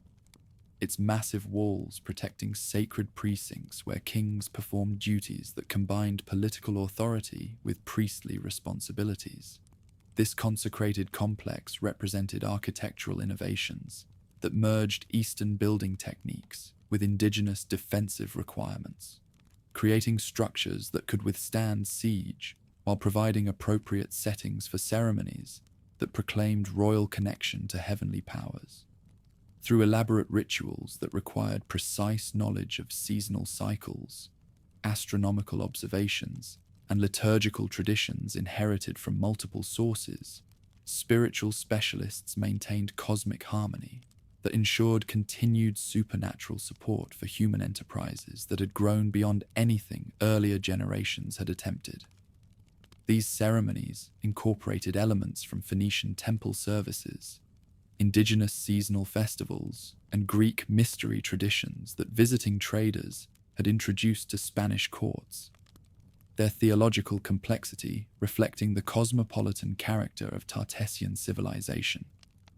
Kings ruled as sacred mediators between immortal powers and human subjects, their political authority legitimized through religious ceremonies that proclaimed their special relationship with deities who controlled the forces that determined royal success or failure. These monarchs performed priestly functions that included not only temple services, but the maintenance of cosmic order through personal conduct that demonstrated proper respect for divine will, while projecting strength that discouraged both foreign enemies and domestic rebellion. At Cancho Roano, where excavated foundations reveal architectural sophistication that combined spiritual and residential functions, the fortified temple served as both sanctuary and royal residence, its design enabling kings to perform ceremonial duties while maintaining the security necessary for rulers whose wealth attracted enemies from throughout the peninsula.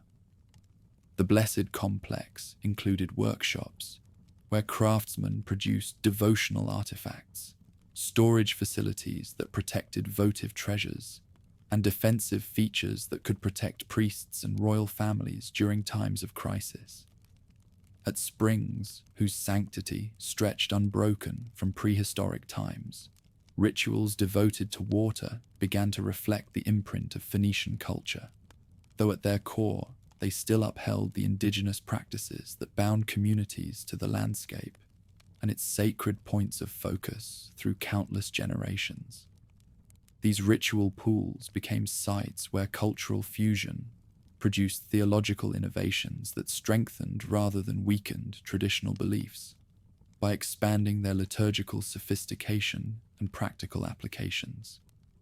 The blending of spiritual traditions attained its most refined form in temple complexes where diverse deities were gathered within architectural programs that displayed a balance of theological understanding and artistic mastery, their sculptural ensembles illustrating mythic scenes that wove Eastern and Western elements into narrative cycles intelligible only to audiences trained to grasp their deeper significance. These sanctified buildings proclaimed Tartessian equality with Mediterranean civilizations, while maintaining distinctive characteristics that preserved indigenous cultural identity. Astarte, the fertility goddess, received worship that adapted her traditional attributes to Spanish agricultural conditions. Her ceremonies, incorporating local products and seasonal rhythms that honored both her Eastern origins and her new responsibilities for protecting Tartessian harvests. This sacred mother became patron of women whose lives combined traditional domestic roles with expanded opportunities that prosperity had created. Her temples serving as centers where female devotional specialists maintained liturgical practices that empowered their participants while serving broader community needs.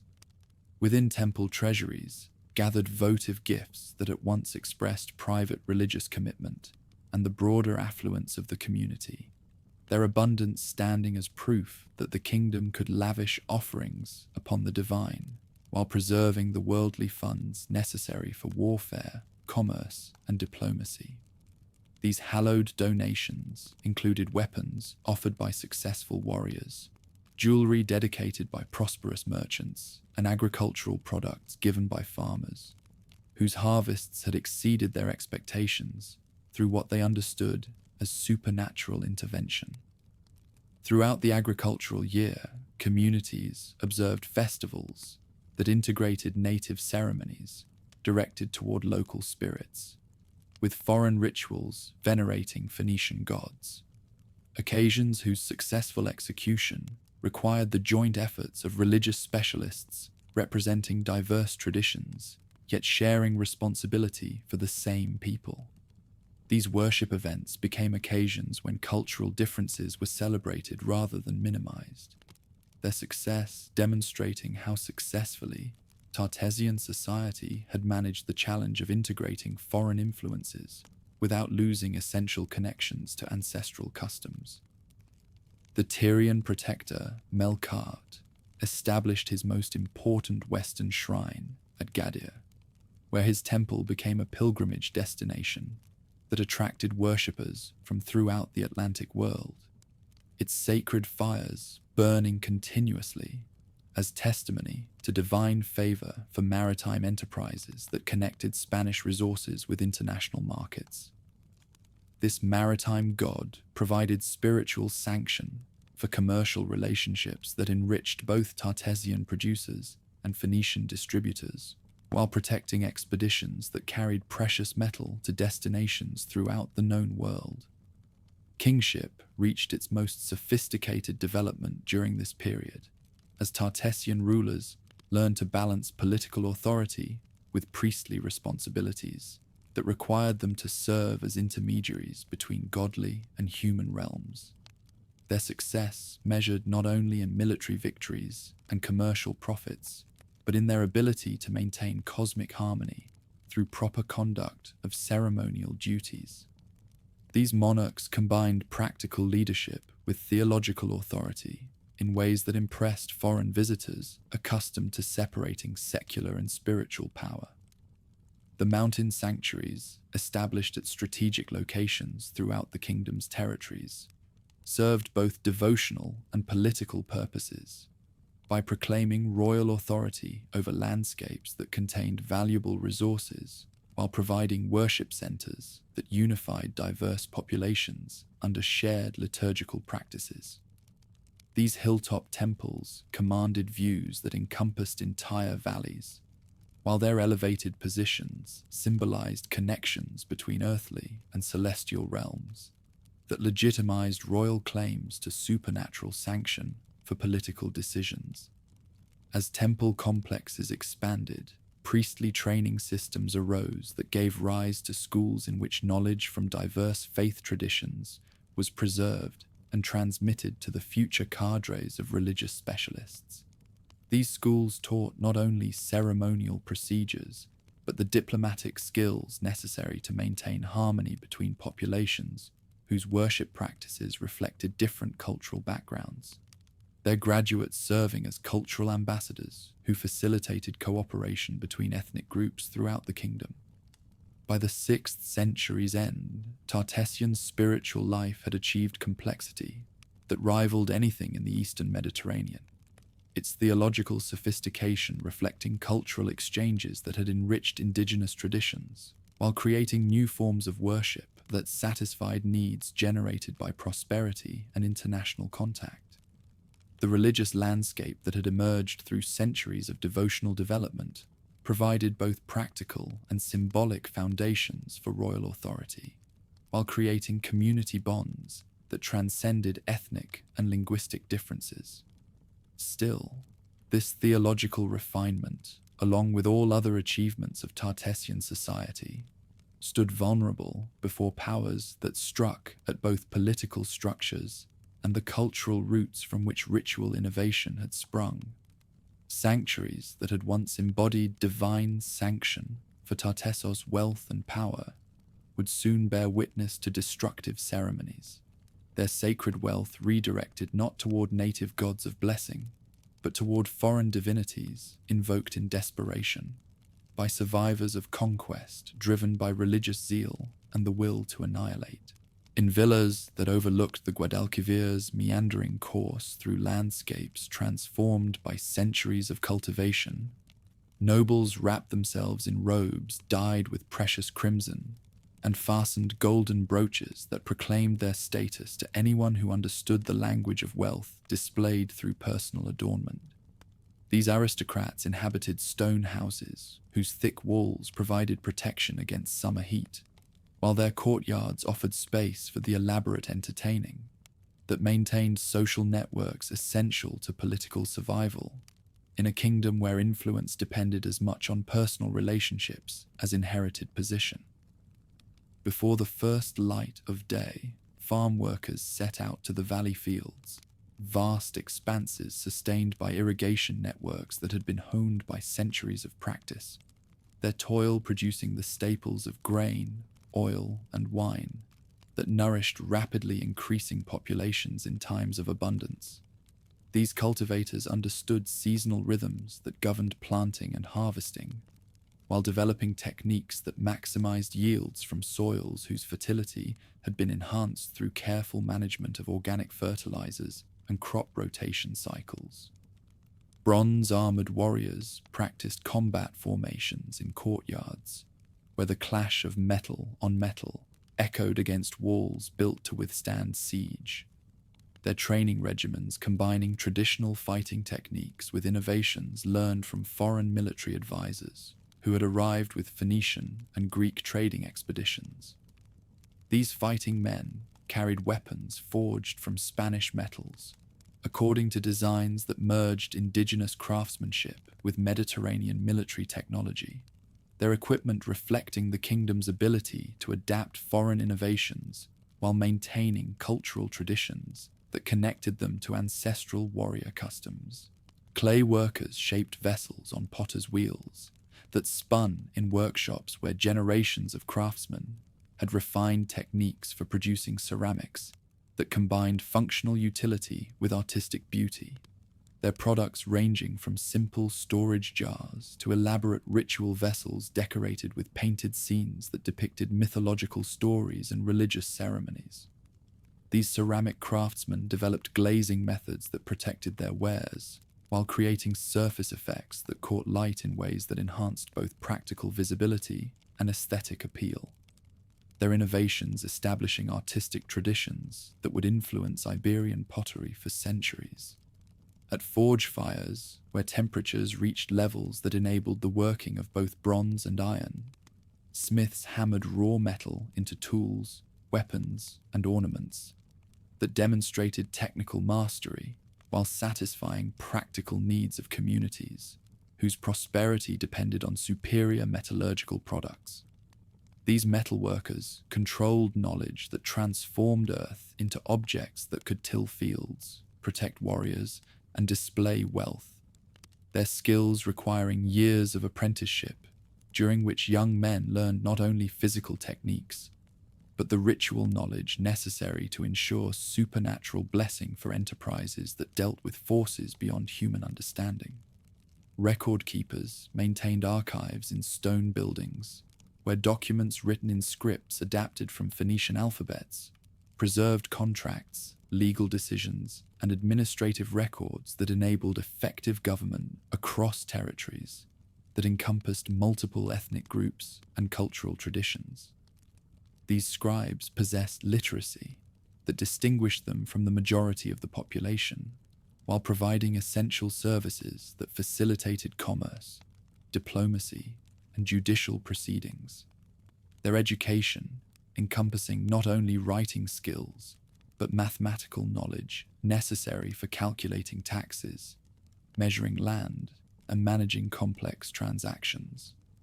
Through fertile fields where olive trees provided both fruit and oil, farmers worked land that had been divided according to systems that balanced individual ownership with community needs, their holdings supporting families while contributing surplus production that funded royal courts and military forces.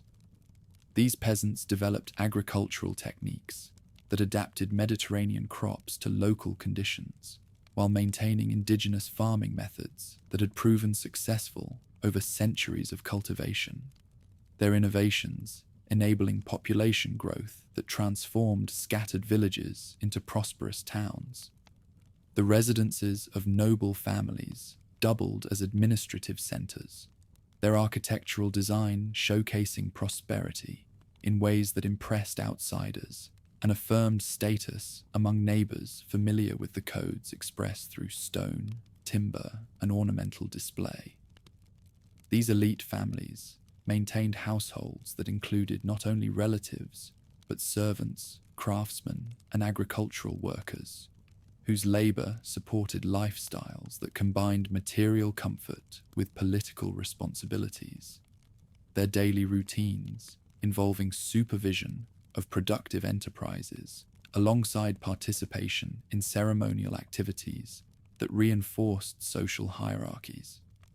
Armed defenders patrolled trade routes that connected mining regions with coastal ports, their presence ensuring safe passage for caravans carrying precious metals, while deterring bandits who might threaten commercial traffic that generated wealth for communities throughout the river basin.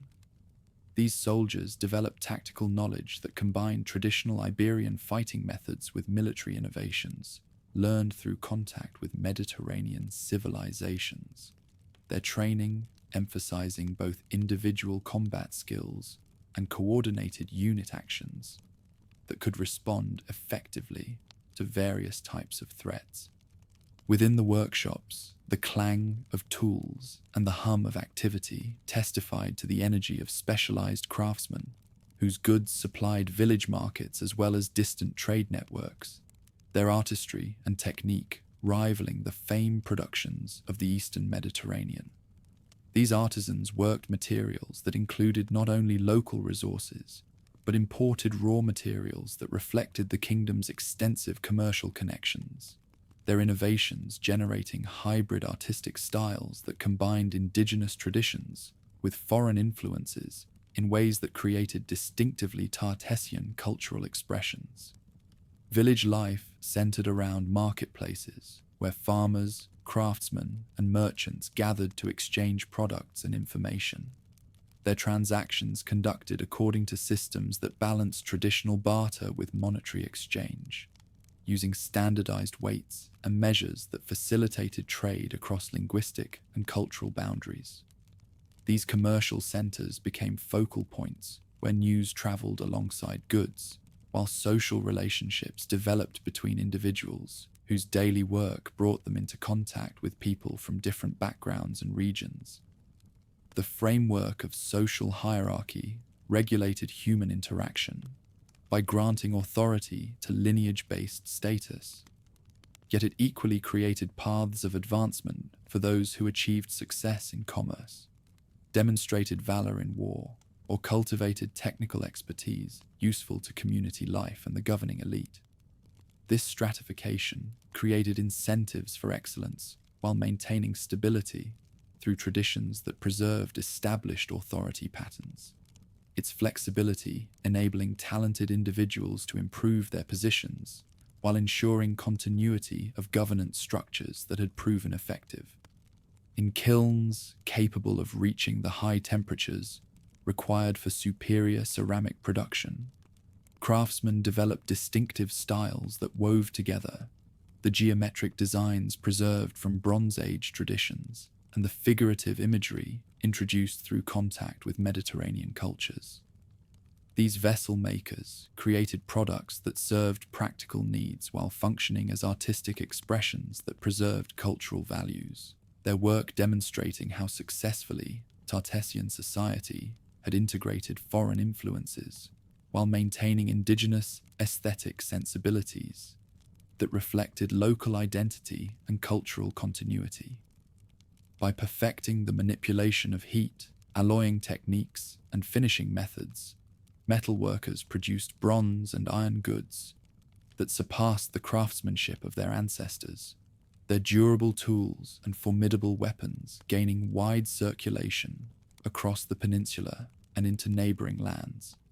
These forgers developed innovations that improved both functional effectiveness and artistic appeal of their products, their success contributing to reputations that made Tartessian craftsmanship legendary among Mediterranean peoples who valued superior manufacturing.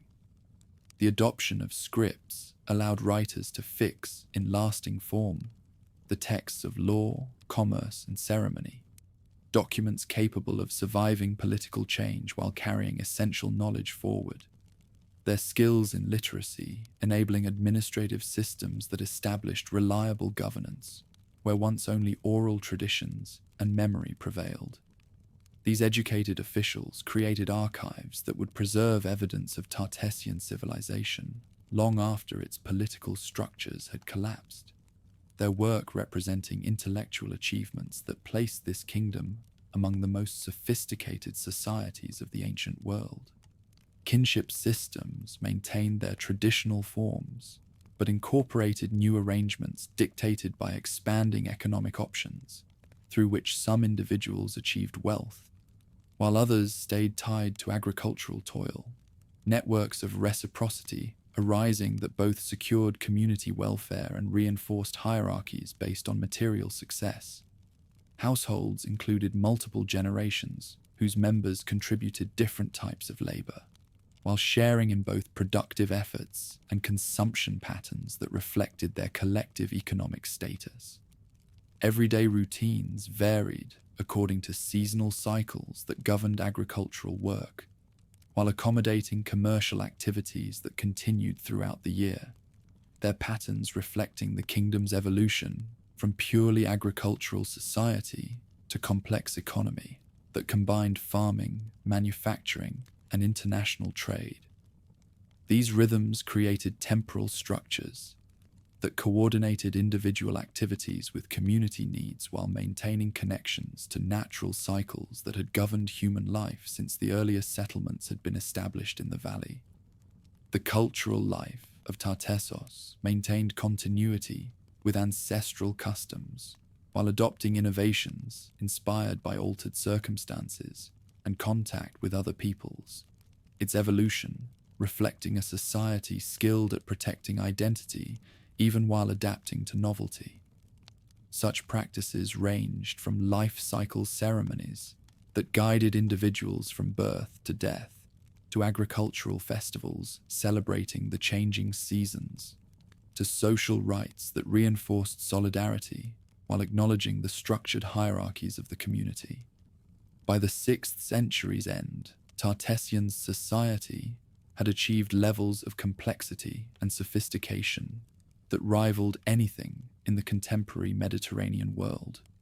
Its success based on effective integration of diverse populations, productive technologies, and cultural traditions that created unified communities while preserving beneficial diversity. The daily lives of its inhabitants reflected prosperity that enabled material comfort alongside cultural achievements that demonstrated intellectual sophistication, their civilization representing one of ancient Europe's most remarkable examples of successful cultural synthesis and sustained prosperity. Smoke rose from burning Tyre as Nebuchadnezzar's siege towers rolled against walls that had defied enemies for 8 centuries, their collapse sending tremors through every harbor where Phoenician vessels had carried purple-dyed cloth to distant shores. Captain Hamilcar gripped the rail of his galley as flames consumed the workshops where his grandfather had learned to work silver, his eyes burning not from smoke but from rage that would fuel decades of expansion across waters his ancestors had shared with rivals who were about to discover the price of weakness. Refugees crowded the last ships departing Sidon, their bundled possessions telling stories of prosperity that had evaporated when Babylonian cavalry appeared on horizons that had promised eternal security. Families who had controlled Eastern Mediterranean commerce for generations found themselves reduced to whatever treasures they could carry, while master craftsmen, whose workshops had supplied royal courts throughout the civilized world, watched accumulated knowledge disappear in flames that consumed not only buildings, but the cultural foundations of Phoenician greatness. At Carthage's expanding harbour, dockworkers unloaded refugees whose expertise would transform the African colony from prosperous settlement into the nucleus of an empire that would dominate Mediterranean waters from Gibraltar to Sicily. These displaced Easterners brought not only wealth and knowledge, but burning determination to rebuild what had been lost, while ensuring that future enemies would face consequences that made Babylonian brutality seem merciful by comparison. Hamilcar's son, Hanno, studied navigation charts that marked every current between Morocco and Italy, while his crews prepared vessels designed for ventures that would have terrified earlier generations of sailors. The young Carthaginian captain understood that opportunity flowed westward as surely as winter storms drove vessels towards Spanish shores, his expeditions probing coastlines where profits awaited those bold enough to challenge arrangements that had governed trade since their grandfather's time. In shipyards that echoed with hammering, Punic craftsmen expanded facilities to accommodate fleets whose size exceeded anything the eastern cities had ever maintained.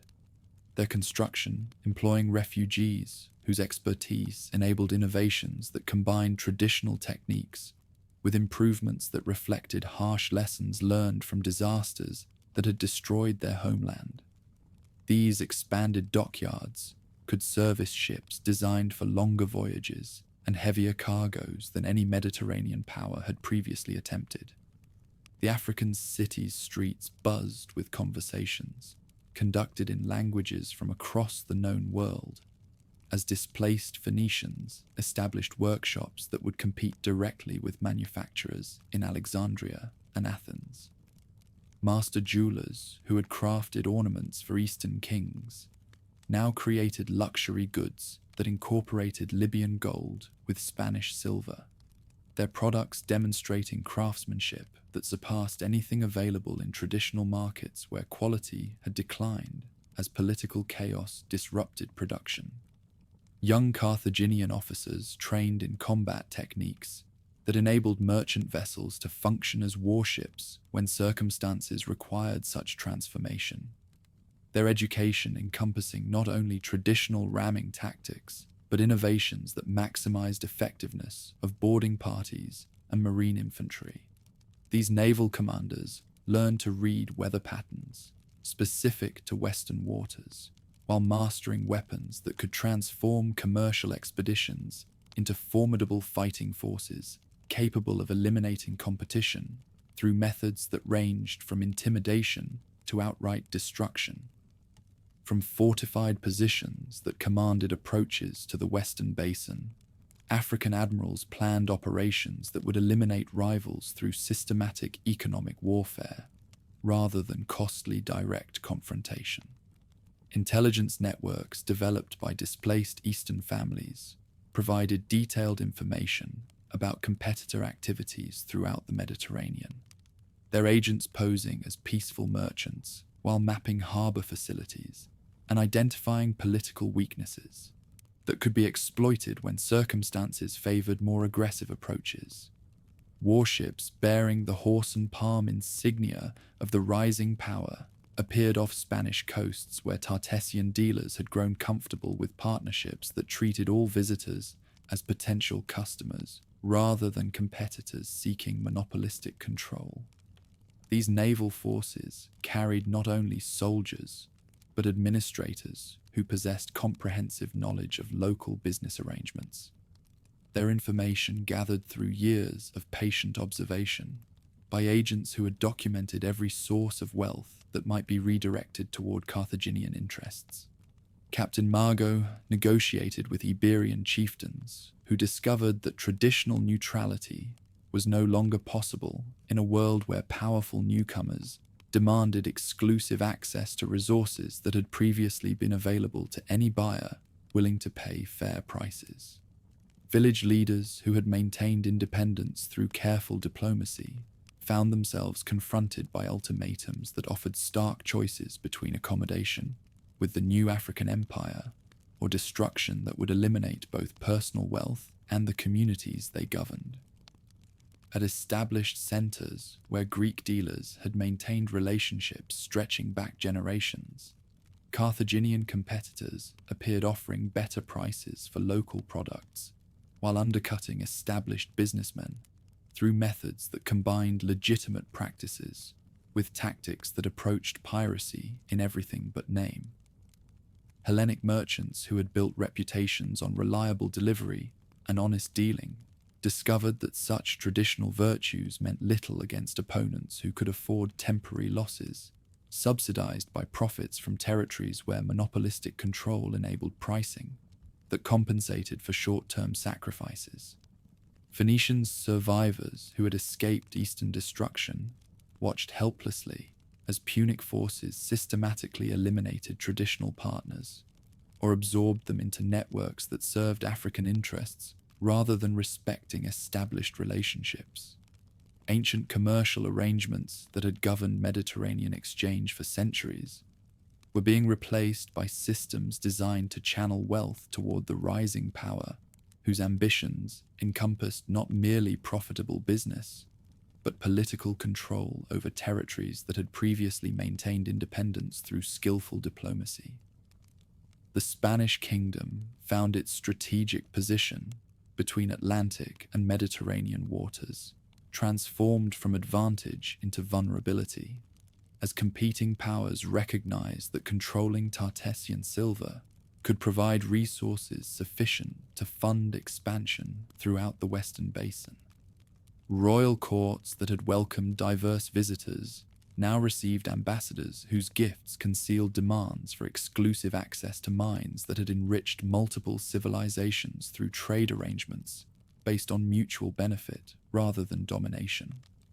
King Arganthonios listened to Carthaginian envoys whose proposals promised protection against enemies, whose identity remained conveniently vague, while offering commercial partnerships that would gradually shift control over mining operations from Spanish hands to African supervisors, who possessed both military strength and organizational capabilities that exceeded anything local administrators had developed. These negotiations resembled traditional alliances in name, while functioning as preliminary steps toward absorption that would eliminate Tartessian independence. In council chambers, where Spanish elders debated responses to pressures that threatened to destroy freedom their ancestors had maintained for centuries, voices argued between accommodation with forces whose strength seemed irresistible and resistance that might preserve dignity even if it brought destruction. The River Kingdom faced choices that would determine whether its prosperity could survive in a world where traditional partnerships were being replaced by relationships based on submission to powers that possessed overwhelming military and economic advantages. Carthaginian fleets coordinated from expanding headquarters demonstrated strategic thinking that encompassed the entire Western Basin, while responding to developments that required rapid deployment of force to locations where their interests faced challenges from local resistance or foreign competition. These naval operations revealed planning capabilities that exceeded anything their Phoenician predecessors had achieved. Their success measured not in military victories alone, but in systematic elimination of alternatives that might enable opponents to circumvent African control. At Tartessian mining sites, technical advisors from the rising empire offered expertise that promised increased production through methods requiring infrastructure investments beyond local capabilities, their assistance creating dependencies that enabled gradual assumption of operational control by partners whose initial help evolved into indispensable supervision. Spanish miners found themselves transformed from independent producers into employees whose livelihoods depended on maintaining relationships with supervisors who answered to authorities in distant Carthaginian cities.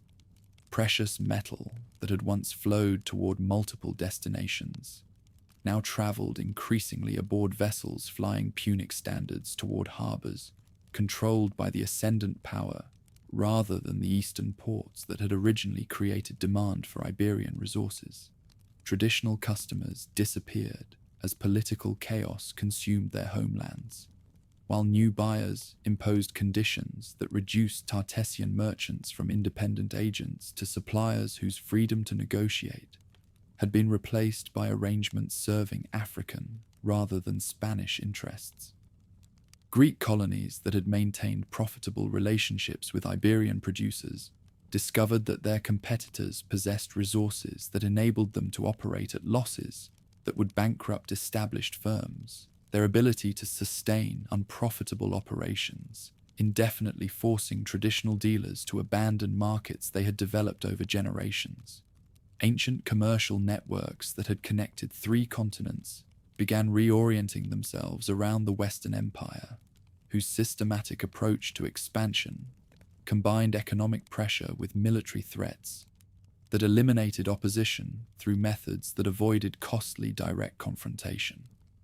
Harbour facilities throughout the peninsula received visits from Punic engineers, whose proposals for improvements required investments that exceeded local resources, while creating infrastructure that would serve the new power's interests more effectively than Spanish needs.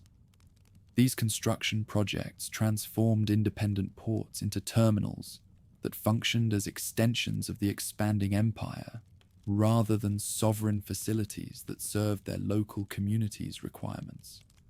Manufacturing centers that had produced goods for diverse markets found themselves dealing with buyers who demanded exclusive arrangements that eliminated competition while providing security that came at the price of independence that had enabled creative innovation and profitable diversification. Craftsmen who had developed techniques through experimentation discovered that African supervisors preferred standardization that served imperial needs rather than encouraging local excellence that might create alternatives to centralized production systems.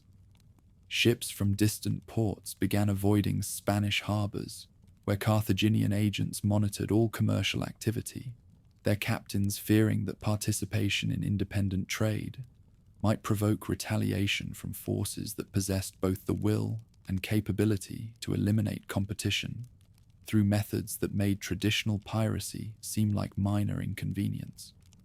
The kingdom's merchants watched helplessly as international connections that had sustained prosperity for generations withered under pressure from powers that demanded exclusive control over resources they had previously shared with multiple partners. Religious ceremonies conducted at temples throughout the peninsula began including prayers for protection against enemies, whose identity everyone understood, but nobody dared name openly, their supplications reflecting fears that had grown as African influence expanded through methods that combined economic pressure with diplomatic intimidation. Priests who had blessed commercial ventures that enriched local communities now sought divine intervention against forces that threatened to transform prosperous kingdoms into tributaries that existed solely to serve foreign masters' interests. By the dawn of the 5th century, Mediterranean commerce had been fundamentally transformed by the rise of a power whose ambitions encompassed not merely profitable exchange, but systematic control over resources, routes, and peoples that had previously maintained independence through diversity of relationships that prevented any single force from achieving dominance. The stage was set for conflicts that would determine whether the Western Basin would accommodate multiple civilizations or submit to imperial control that would reshape ancient patterns of interaction according to requirements that served a single master's interests, rather than the mutual benefit that had characterized earlier arrangements. Tartessos found itself at the center of approaching storms, whose outcome would determine not only Spanish independence, but the survival of a civilization that had achieved unprecedented prosperity through partnerships that were becoming impossible to maintain. As the world changed around them in ways that no amount of silver could prevent or diplomatic skill could overcome, flames consumed the Phocéan flagship as Carthaginian rams punched through its hull in waters off Corsica that would forever be remembered as the graveyard of Greek ambitions in the western Mediterranean. Captain Dionysios watched his bronze-headed ram pierce enemy cedar, the impact shuddering through his triremes frame as Etruscan allies cheered from vessels whose purple sails caught the afternoon wind like victory banners. The Battle of Alalia had reached its climax, and with it the fate of every kingdom that depended on free passage through seas that were about to become an African lake. At Alalia, where 60 Greek ships had encountered a combined fleet of 120 Carthaginian and Etruscan vessels, the mathematics of naval warfare proved as decisive as the bronze rams that sent ship after ship to the bottom of waters that ran red with blood from crews who would never see their home ports again. Phocéan captains who had sailed these routes for generations discovered that their traditional advantages in seamanship and individual ship handling meant nothing against coordinated attacks that combined overwhelming numbers with tactical coordination that transformed single combat into systematic slaughter. The naval clash unfolded with brutal efficiency, as Punic admirals demonstrated lessons learned from decades of warfare against pirates, rebels, and commercial rivals who had underestimated African determination to control every sea lane that mattered to Mediterranean commerce. Each Greek vessel that survived the initial ramming faced boarding parties whose bronze weapons and disciplined formations overwhelmed crews that fought with heroic courage, but lacked the coordinated training that enabled their enemies to function as unified fighting forces, rather than collections of individual warriors. Greek captains, who managed to escape the devastating defeat, carried news that would transform political calculations throughout the Western Basin. Their reports describing African naval capabilities that exceeded anything Mediterranean powers had previously faced, while revealing tactical innovations that rendered traditional fighting methods obsolete.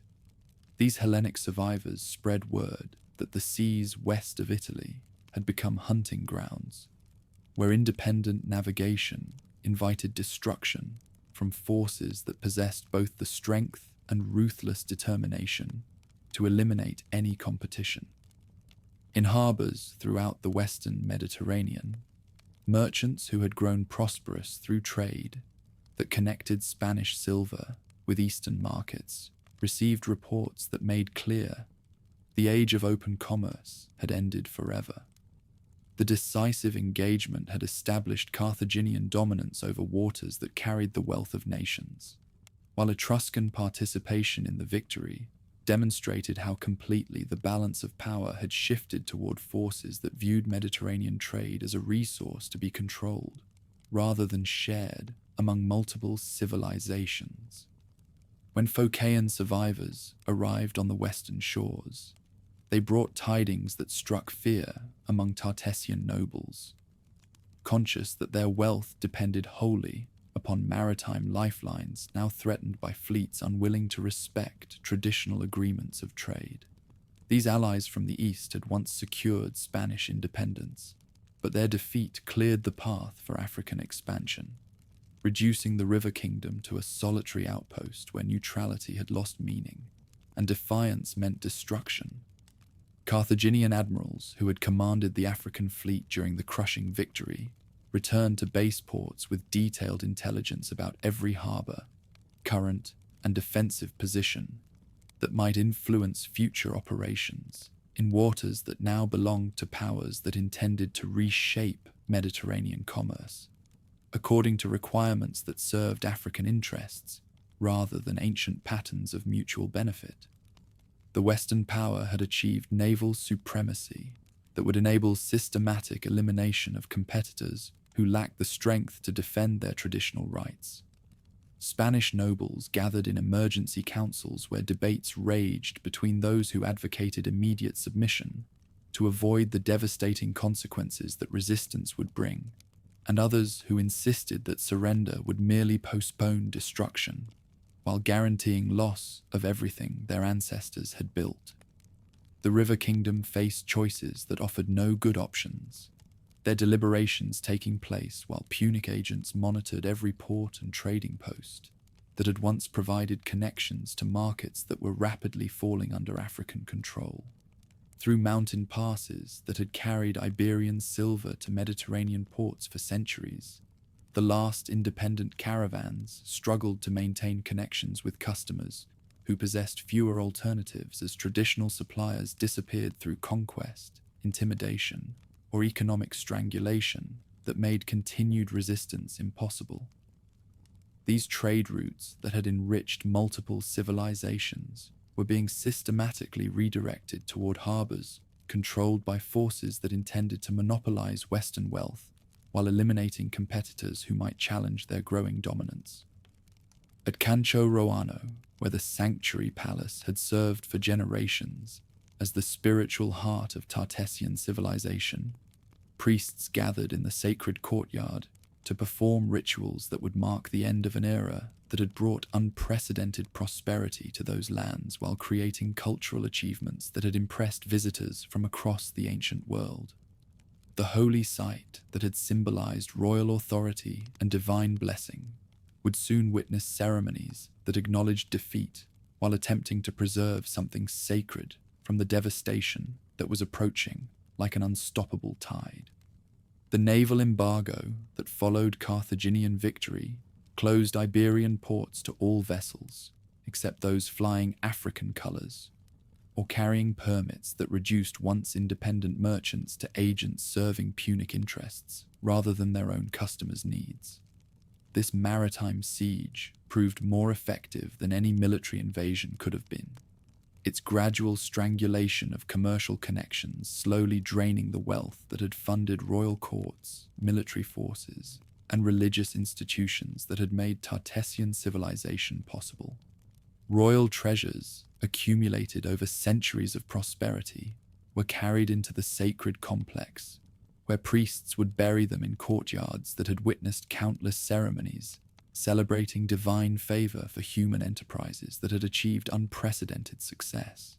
These precious offerings, that included gold cups, silver vessels, and bronze implements created by master craftsmen, would be hidden beneath stones and earth in desperate attempts to preserve something valuable for whatever future might emerge from the approaching catastrophe. In the sacred courtyard, where kings had communed with gods who had blessed Spanish prosperity, the last priests of Cancho Roano made preparations for destruction that would deny enemies the satisfaction of looting treasures that belonged to deities rather than mortal rulers.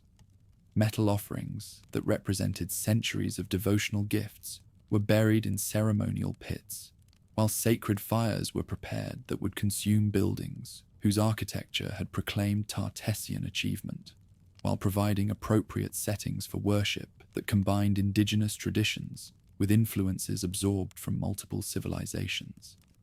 When the sun reached its zenith on the final day of royal independence, authorized officials carried burning brands to cedar beams that supported roofs covering chambers, where kings had held court while priests had conducted rituals that maintained cosmic harmony through proper observance of divine requirements.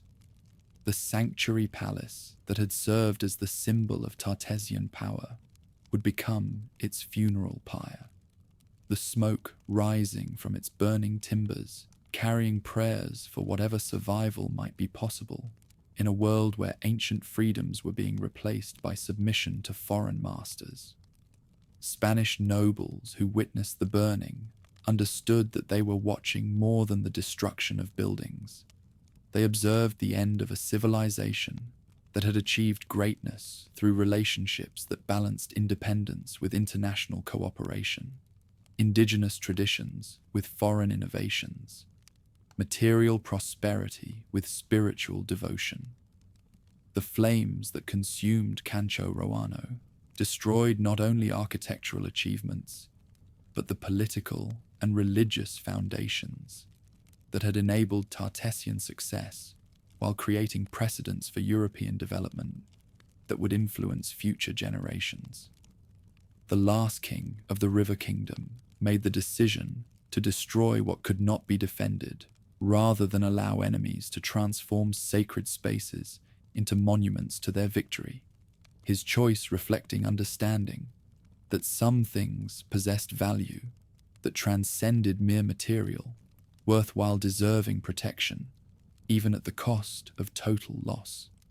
This final act of defiance transformed defeat into something approaching tragedy, the voluntary destruction of beauty, creating meaning that mere conquest could never achieve, while preserving dignity in circumstances that offered no possibility of military victory. Through smoke that rose from the burning sanctuary palace, messengers carried word to communities throughout the Spanish interior that royal authority had ended while traditional protections had been withdrawn, their reports spreading panic among populations who understood that foreign conquest would bring changes that would destroy familiar patterns of life while imposing alien requirements that served distant masters rather than local needs. The Western realm that had treated with Eastern powers as equals was becoming a resource to be exploited by forces that recognized no obligations, except those that served their expanding imperial ambitions.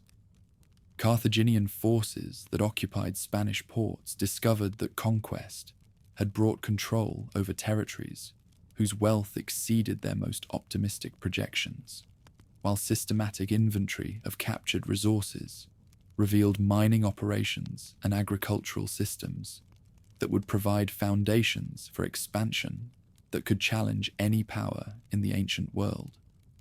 The Punic state had achieved objectives that transformed it from regional competitor into imperial force, whose reach would eventually encompass territories from Atlantic shores to Asian borders.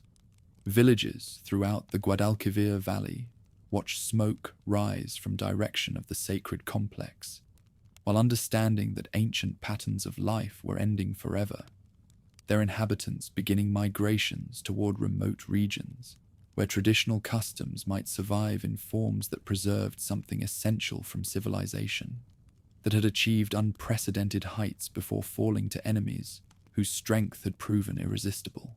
These refugees carried memories and skills that would influence future development, while ensuring that Tartessian achievements would not disappear entirely despite political destruction that had eliminated royal courts and religious institutions.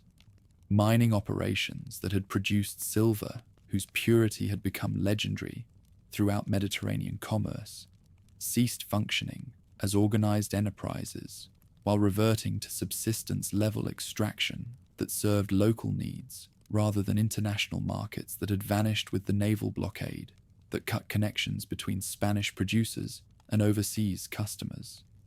The highland workings that had funded royal magnificence became sources of modest wealth that supported communities whose ambitions had been reduced to survival in circumstances that offered few alternatives to submission or exile.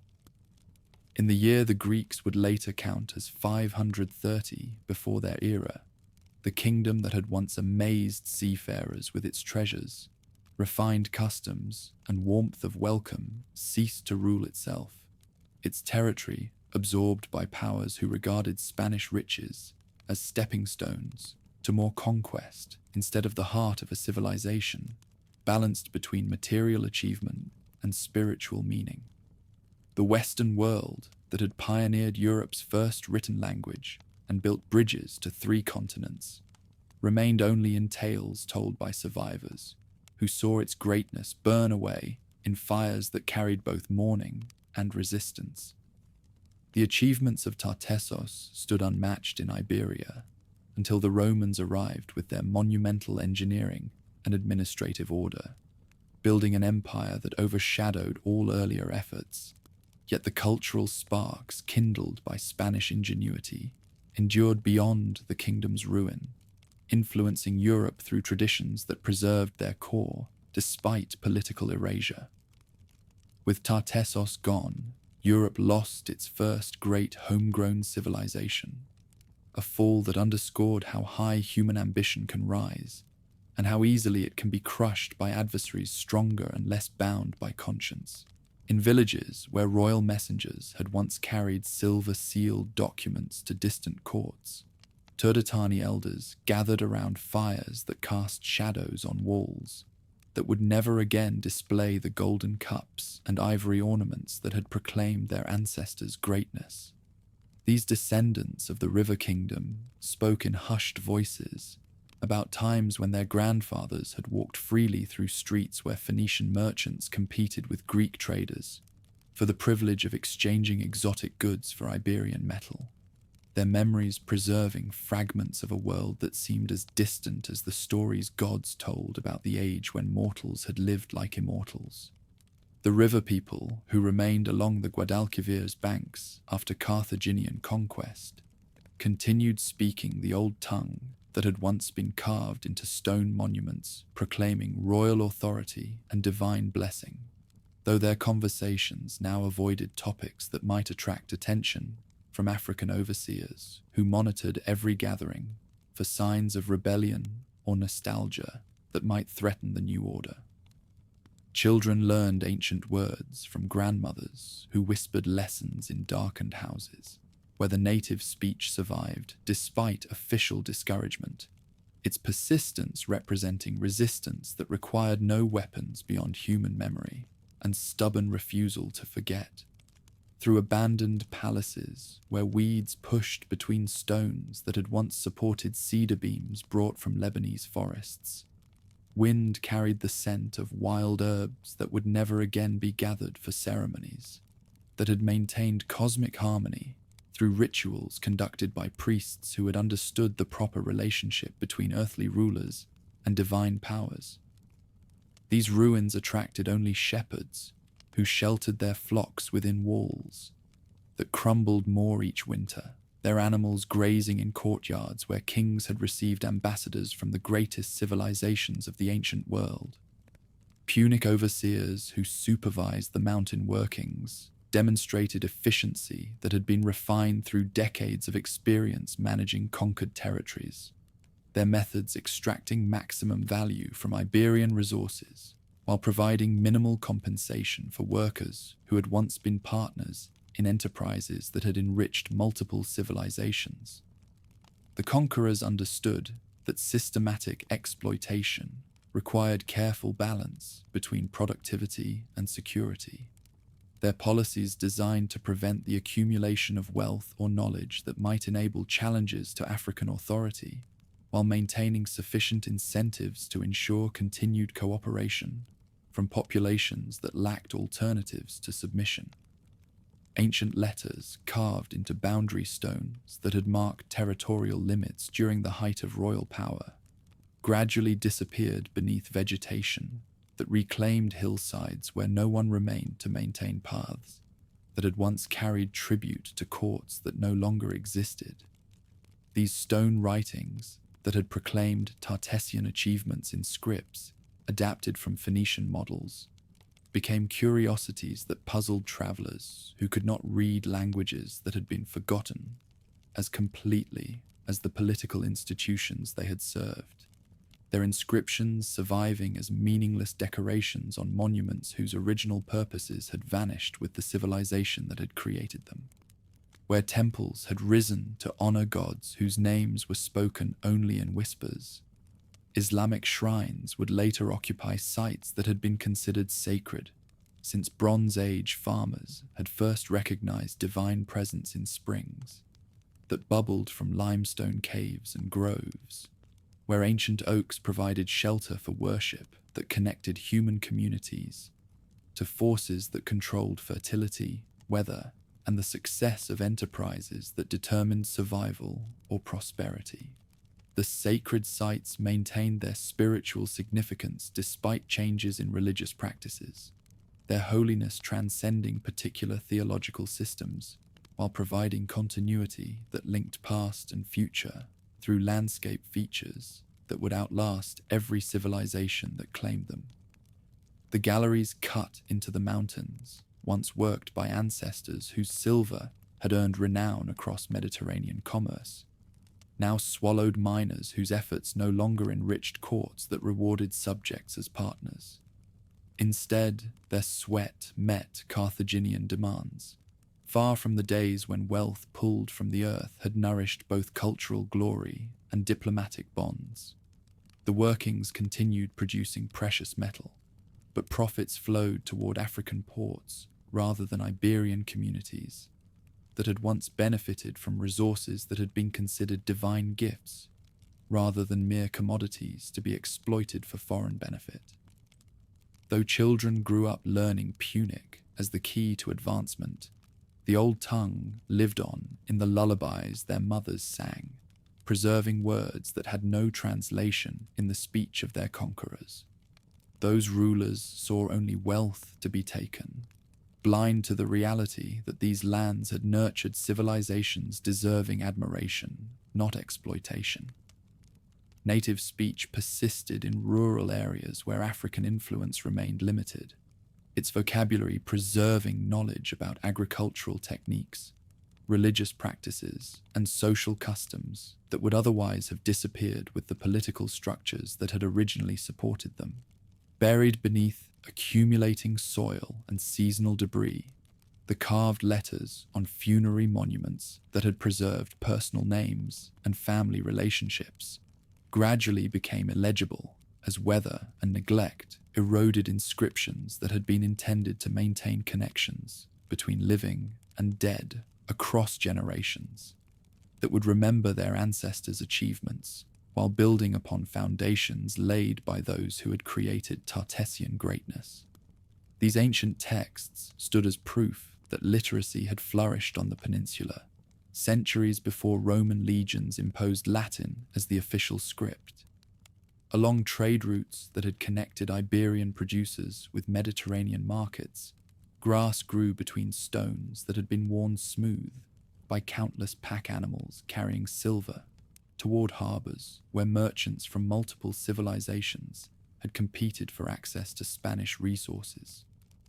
The survivors who remained in territory controlled by the conquerors watched these pathways disappear as commercial connections shifted toward northern routes that served African interests rather than maintaining networks that had enriched local communities through relationships based on mutual benefit, rather than systematic exploitation designed to channel wealth toward foreign masters.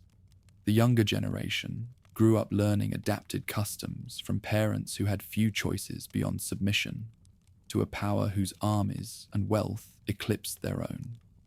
Even so, fragments of ancestral practice persisted, reshaped to fit within boundaries that would not provoke African authority, which managed conquered lands through a delicate balance of rewards and threats that discouraged resistance. The river people developed strategies that enabled cultural continuity despite political subjugation. Their adaptations, ensuring that Tartessian heritage would influence future generations, even after formal independence had been permanently eliminated. Carthaginian administrators who governed former royal territories discovered that effective control required understanding of local customs and languages that enabled communication with populations whose cooperation was essential for maintaining productive operations. Their policies gradually incorporating indigenous practices that proved useful for achieving African objectives, while eliminating traditions that might inspire challenges to the new order. These Punic masters learned to distinguish between harmless folklore and potentially dangerous memories, their tolerance extending to cultural expressions that posed no threats while suppressing activities that might revive aspirations for restored independence. In sacred groves where priests had once conducted ceremonies that ensured divine blessing for human enterprises, the Turdetani continued gathering at seasonal celebrations that honored natural cycles, while avoiding direct reference to political traditions that had been associated with royal authority and religious institutions that had proclaimed Tartessian equality with Mediterranean powers. These worship practices evolved into forms that satisfied spiritual needs, while remaining invisible to overseers who viewed organized religion as potential source of resistance that required careful monitoring and occasional suppression when circumstances suggested security risks. The great river continued flowing toward Atlantic waters that had carried Tartessian silver to markets throughout the ancient world, though vessels that navigated its current now flew African standards while serving commercial networks that benefited Punic interests, rather than communities that had once controlled resources, that had made their homeland legendary among civilizations whose own achievements had paled beside Iberian prosperity. The ancient waterway bore witness to transformation that had replaced partnership with domination, while demonstrating how completely political conquest could reshape relationships that had seemed permanently established through centuries of successful cooperation. Villages that had flourished during royal prosperity gradually emptied as inhabitants migrated toward regions where traditional customs might survive beyond reach of African influence, their departures marking stages in demographic transformation that would eventually reduce former population centers to scattered settlements that preserved fragments of cultural knowledge, while lacking institutional structures necessary for maintaining achievements that had distinguished Tartessian civilization from other barbarian societies that had never achieved comparable sophistication. These abandoned communities stood as lasting evidence that European development had taken shape centuries before Roman organization. Ancient speech that had been adapted to preserve administrative records, religious texts, and literary compositions survived primarily in personal names and place names that retained Tartessian elements despite Punic efforts to impose linguistic uniformity throughout conquered territories.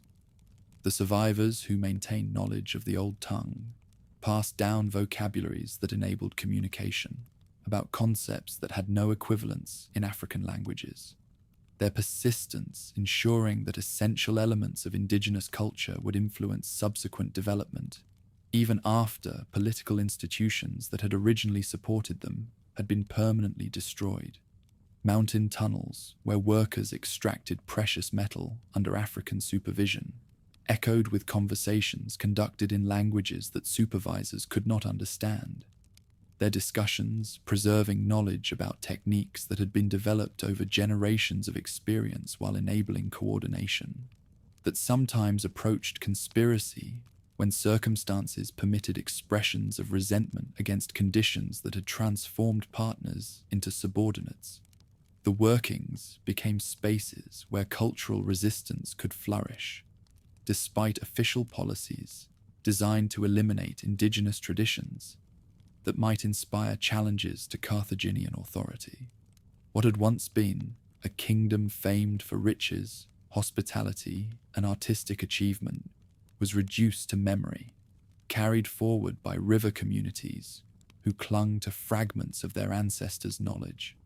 Survival was possible, but prosperity had disappeared. Independence lingered, but without honor. Continuity persisted, but with no real progress. The Turdetani embodied this survival, keeping alive the last trace of Europe's earliest great civilization, and providing the roots from which Iberia would one day regain significance through different cultural and political structures. Even under centuries of foreign rule, the imprint of Tartessos endured, in place names, in patterns of agriculture, in sacred traditions, and in fragments of language that conquest could not erase. The silence that overtook its sanctuaries did not wipe away all memory, only concealed it, leaving a hidden record that later generations would learn to value as proof that a great civilization had once risen in Europe, before Rome had even dreamed of empire.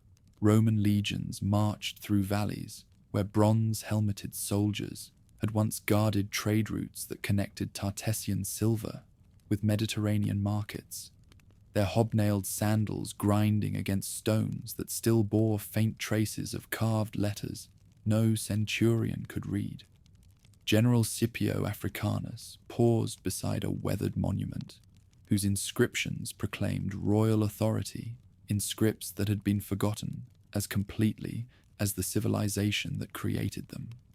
His weathered face betraying curiosity about peoples who had achieved literacy centuries before imperial organization had extended beyond Italian boundaries. The geographer Strabo, writing during Augustus's reign, preserved accounts that described Iberian territories, whose mineral wealth had once supported kingdoms that treated with Eastern powers as equals rather than subjects seeking imperial favor. This Greek chronicler noted that local inhabitants spoke of ancestors who had possessed precious metal in quantities that strained credibility, their stories describing mines that had produced ore whose purity exceeded anything contemporary operations could achieve. Despite imperial engineering and organizational superiority that had conquered territories from Britain to Egypt. In mountain galleries where Turdetani workers extracted metallic treasure under Roman supervision, conversations conducted in languages that overseers could not understand preserved memories of times when their grandfathers had been partners rather than laborers in enterprises that had enriched multiple civilizations.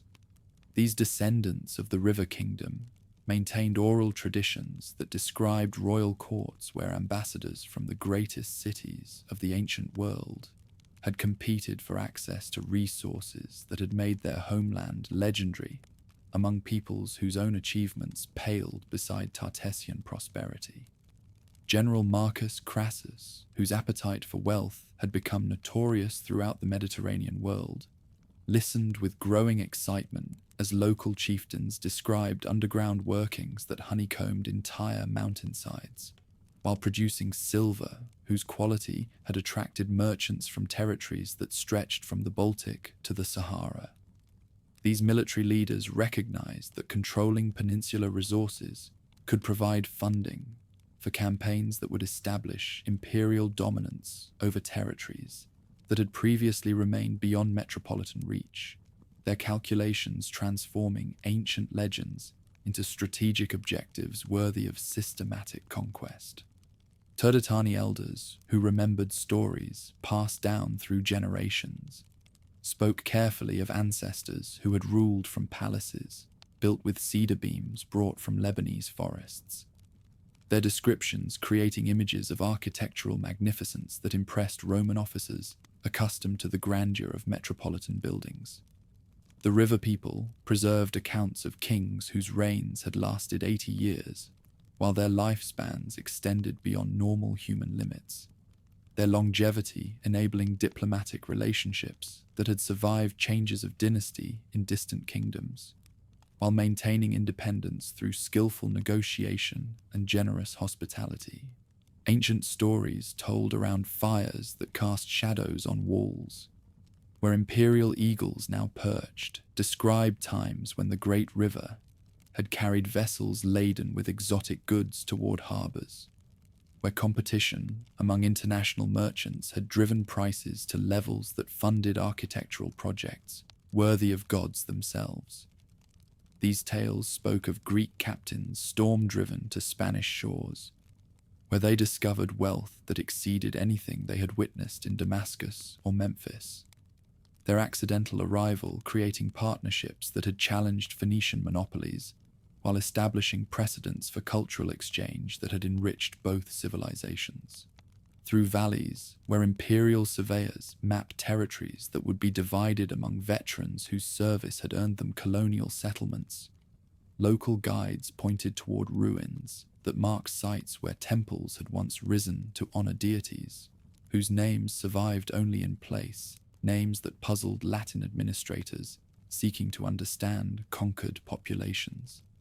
These guides spoke of ritual burnings that had consumed sacred buildings, rather than allowing enemies to transform holy places into monuments celebrating foreign victory, their descriptions revealing cultural sophistication that had valued dignity above mere survival. Those who commanded the extraction works discovered that Iberian miners possessed techniques far beyond the reach of imperial engineering, able to follow veins deep into the earth with a precision only inherited experience could provide. The galleries they had carved pushed farther into the mountains than Roman overseers had believed possible. The conquerors found themselves dependent on indigenous knowledge, while recognizing that systematic exploitation could yield resources that would fund expansion throughout territories that had previously remained beyond metropolitan reach.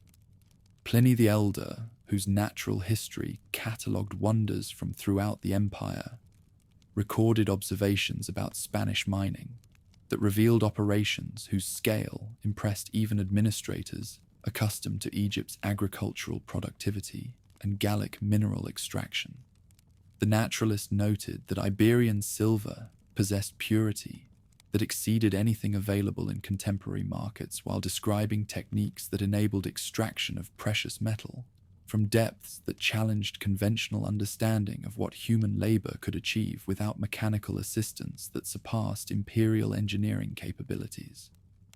The tribes that weathered changing rulers through strategies of accommodation displayed resilience and flexibility, even as they safeguarded elements of culture, connecting them to ancestors whose accomplishments had once dazzled travelers from across the Mediterranean.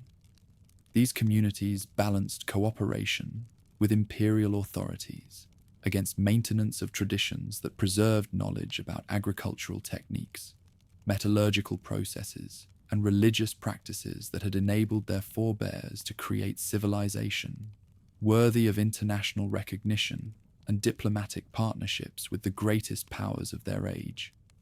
Precious metal flowed from Spanish mountains toward imperial treasuries, where administrators calculated how ore extracted from conquered territories could fund campaigns against Germanic tribes, Persian expeditions, and British invasions that would extend boundaries to include regions that had previously remained beyond civilized control.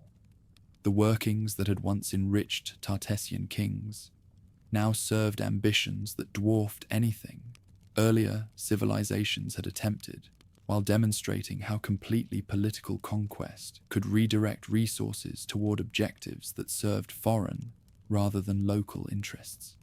Strabo recorded descriptions that placed the former centers of Iberian prosperity along river valleys, where abandoned towns marked the shifts of population that had turned thriving cities into silent relics, their original functions lost as fully as the languages once inscribed on their monuments. This Greek writer noted that place names retained elements from tongues that predated Latin, while preserving evidence of political organization that had achieved sophistication centuries before administrative methods had been developed. Roman officers who questioned captured chieftains about local resources discovered that tribal knowledge included detailed information about mining techniques, agricultural methods, and trade routes that had been developed through centuries of experience, while remaining largely unknown to imperial engineers, whose expertise had been gained through conquest of territories that lacked comparable indigenous sophistication. These military leaders recognized that effective administration required understanding of local customs and capabilities that exceeded conventional expectations about barbarian societies that had supposedly lacked organization before civilization had arrived to impose order on chaos. Underground galleries that echoed with sounds of picks striking rock carried conversations that mixed Latin commands with indigenous responses, creating linguistic fusion that would eventually produce Romance languages, incorporating elements from tongues that had flourished in Spanish territories, long before conquest had imposed administrative uniformity. The workers who labored in these mountain tunnels maintained cultural continuity while adapting to circumstances that offered survival through accommodation, with forces that possessed overwhelming military and economic advantages. In sacred groves where priests had once conducted ceremonies that ensured divine blessing for human enterprises, imperial officials established shrines to metropolitan deities while tolerating local worship practices that posed no threats to political stability or social order. These religious sites preserved spiritual significance that transcended particular theological systems, while demonstrating how conquered populations could maintain essential cultural elements within frameworks imposed by administration that prioritized control over cultural uniformity.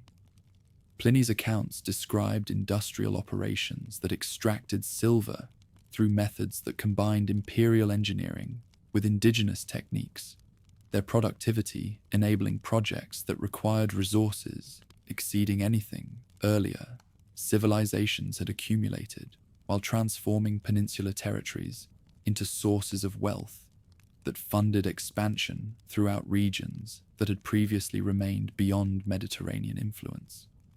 The author documented mining operations whose scale demonstrated capabilities, while acknowledging expertise inherited from populations that had developed sophisticated extraction methods through generations of experience.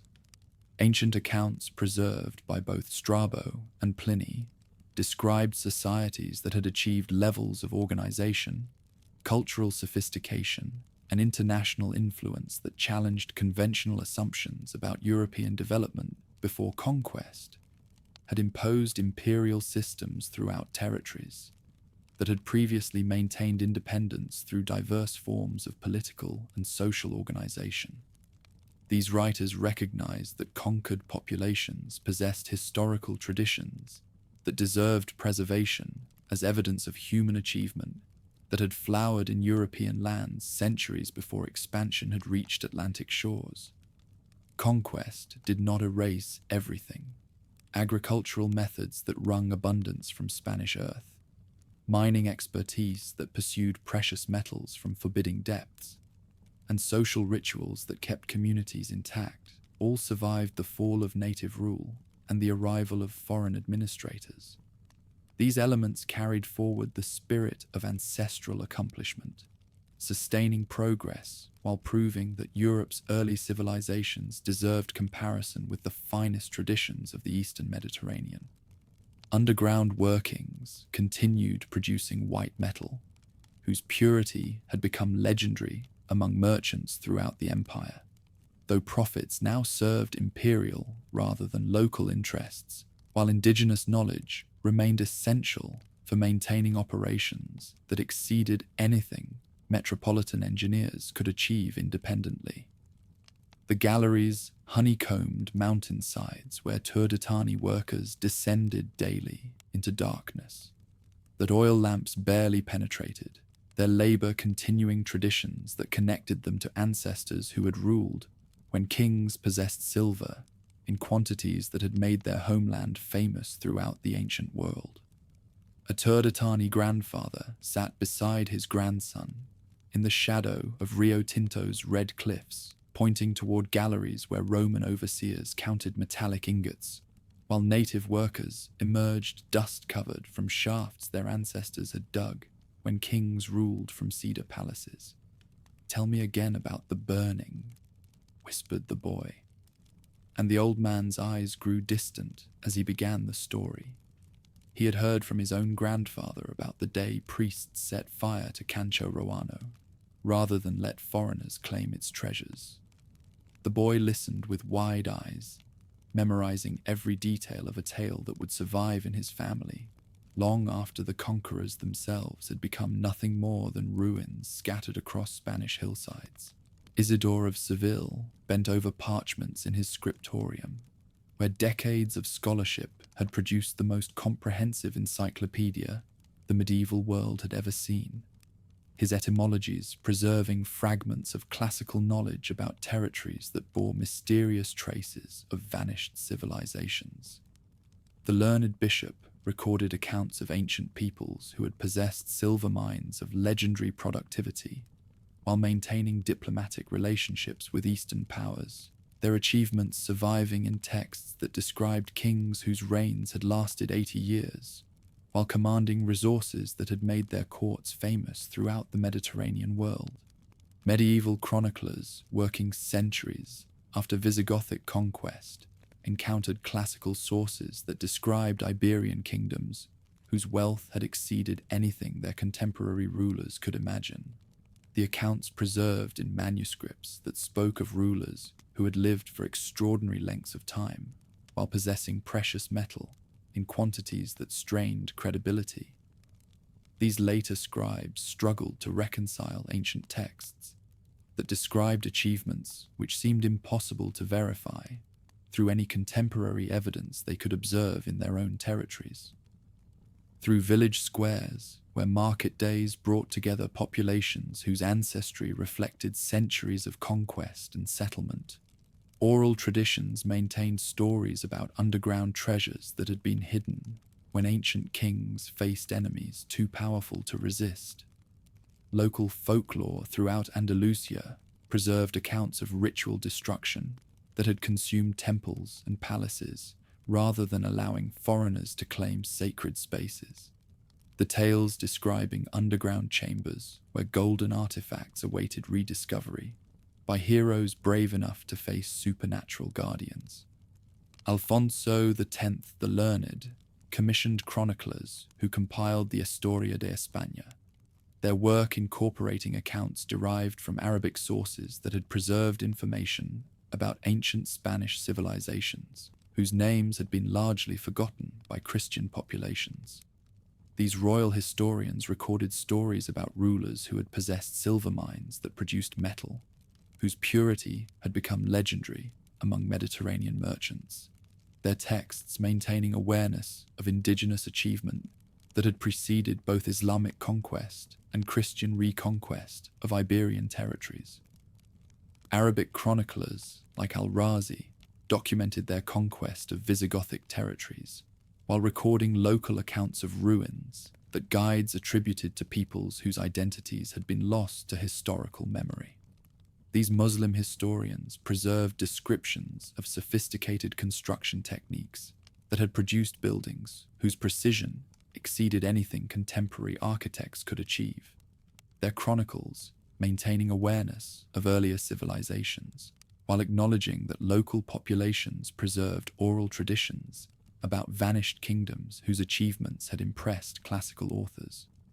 Popular tales that circulated throughout rural communities maintained awareness of international connections that had once made Iberian territories significant participants in Mediterranean politics, rather than merely peripheral regions valued for mineral resources.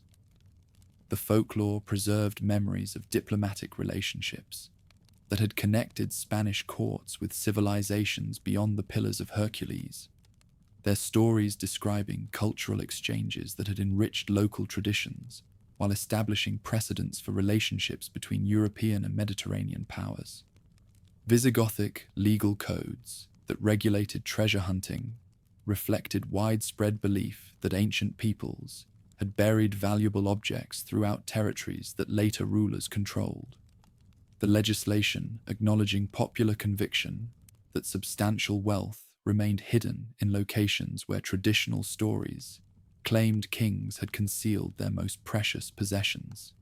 These laws attempted to balance royal claims to buried treasure against recognition that discovery often resulted from local knowledge about sites where rulers had supposedly hidden gold and silver before facing destruction. The Libro de Alexandre, a medieval Spanish epic, incorporated references to Western kingdoms that had achieved legendary wealth through trade relationships that had connected Atlantic territories with Eastern civilizations. This literary work reflected cultural memory that preserved awareness of Spanish participation in international commerce that had predated Roman conquest. Its narrative demonstrating how oral tradition had maintained consciousness of periods when indigenous rulers had treated with foreign powers as equals rather than subjects. Christian chroniclers who attempted to create comprehensive histories of Spanish territories during the Reconquista period preserved accounts that described indigenous civilizations whose achievements had impressed classical authors like Strabo and Pliny. Medieval historians like Rodrigo Jimenez de Rada incorporated these ancient testimonies while acknowledging that contemporary populations maintained oral traditions about vanished kingdoms whose rulers had possessed wealth that exceeded anything their successors had achieved. Mozarabic communities that had maintained Christian identity under Islamic rule preserved religious traditions that incorporated elements from belief systems that had existed before either Christian or Muslim missionaries had arrived in Iberian territories. Their syncretic practices reflected historical experiences that connected contemporary populations to ancestors whose religious observances had honored deities whose names survived only in place, names that puzzled ecclesiastical authorities seeking to eliminate pagan influences. The Poema de Fernán González celebrated Castilian independence while incorporating references to ancient Spanish rulers whose territories had included regions where classical sources suggested sophisticated political organization had existed centuries before documented historical records began. This epic poetry reflected cultural memory that connected contemporary events to patterns established by earlier civilizations. Its narrative structure demonstrating how oral tradition had preserved awareness of cyclical processes in Iberian development. Pilgrimage routes that connected Spanish religious sites with destinations throughout medieval Europe passed through territories where place names preserved linguistic elements from languages that had disappeared centuries before medieval scribes recorded their contemporary meanings. The Camino de Santiago carried pilgrims through regions where local guides maintained stories about ancient roads that had been constructed by peoples whose engineering capabilities had enabled systematic transportation networks. In medieval boundary texts, surveyors relied on markers whose true functions were no longer remembered, though the documents preserved names that carried the memory of lost languages and reflected the older political geographies upheld by native peoples. These boundary markers provided evidence of administrative systems whose sophistication had enabled effective government over regions that later rulers found difficult to control. Troubadour poetry that celebrated idealized visions of ancient Spanish kingdoms incorporated elements from oral traditions that had maintained memories of rulers whose generosity and cultural sophistication had made their courts legendary throughout the civilized world. These literary works transformed historical figures into mythological characters, while preserving cultural values that reflected conditions when indigenous civilizations had achieved prosperity through international trade and diplomatic relationships. Popular ballads sung throughout the peninsula preserved fragments of historical memory while adapting documented events to serve entertainment purposes that satisfied audiences who preferred mythological narratives to factual accounts. These musical traditions maintained cultural continuity between past and present through stories that celebrated achievements while acknowledging vulnerabilities that had enabled foreign conquest to eliminate political institutions that had seemed permanently established. The Cantar de Mio Cid incorporated references to ancient Spanish wealth that had attracted foreign conquerors, its narrative reflecting awareness that Iberian territories had once supported civilizations whose prosperity had made them targets for enemies who had possessed superior military capabilities. This epic poetry demonstrated how medieval literature had preserved consciousness of historical patterns that had shaped Spanish development through cycles of independence, conquest, and renewal. Medieval geographical texts like the Libro del Conocimiento preserved place names and regional descriptions that incorporated references to ancient kingdoms whose locations corresponded to areas where classical authors had described wealthy civilizations. These works maintained geographical continuity with earlier periods while acknowledging that contemporary populations possessed oral traditions about vanished rulers whose achievements had exceeded anything their successors had witnessed. By the 13th century, Tartessos had been transformed into Spain's equivalent of Plato's Atlantis, its historical reality preserved in fragments scattered throughout medieval chronicles, legal documents, place names, and oral traditions that maintained awareness of indigenous achievement while adapting ancient memory to serve contemporary cultural needs. The River Kingdom lived on as symbol of golden age that had ended through divine judgment or human folly, its story providing moral instruction while preserving essential knowledge about European civilization that had flourished centuries before Roman conquest had imposed imperial unity throughout Mediterranean territories. A village priest read from the chronicle of Alfonso III to his congregation, his voice carrying across stone walls as he described ancient Spanish kings who had possessed silver mines that had made their courts legendary throughout the known world.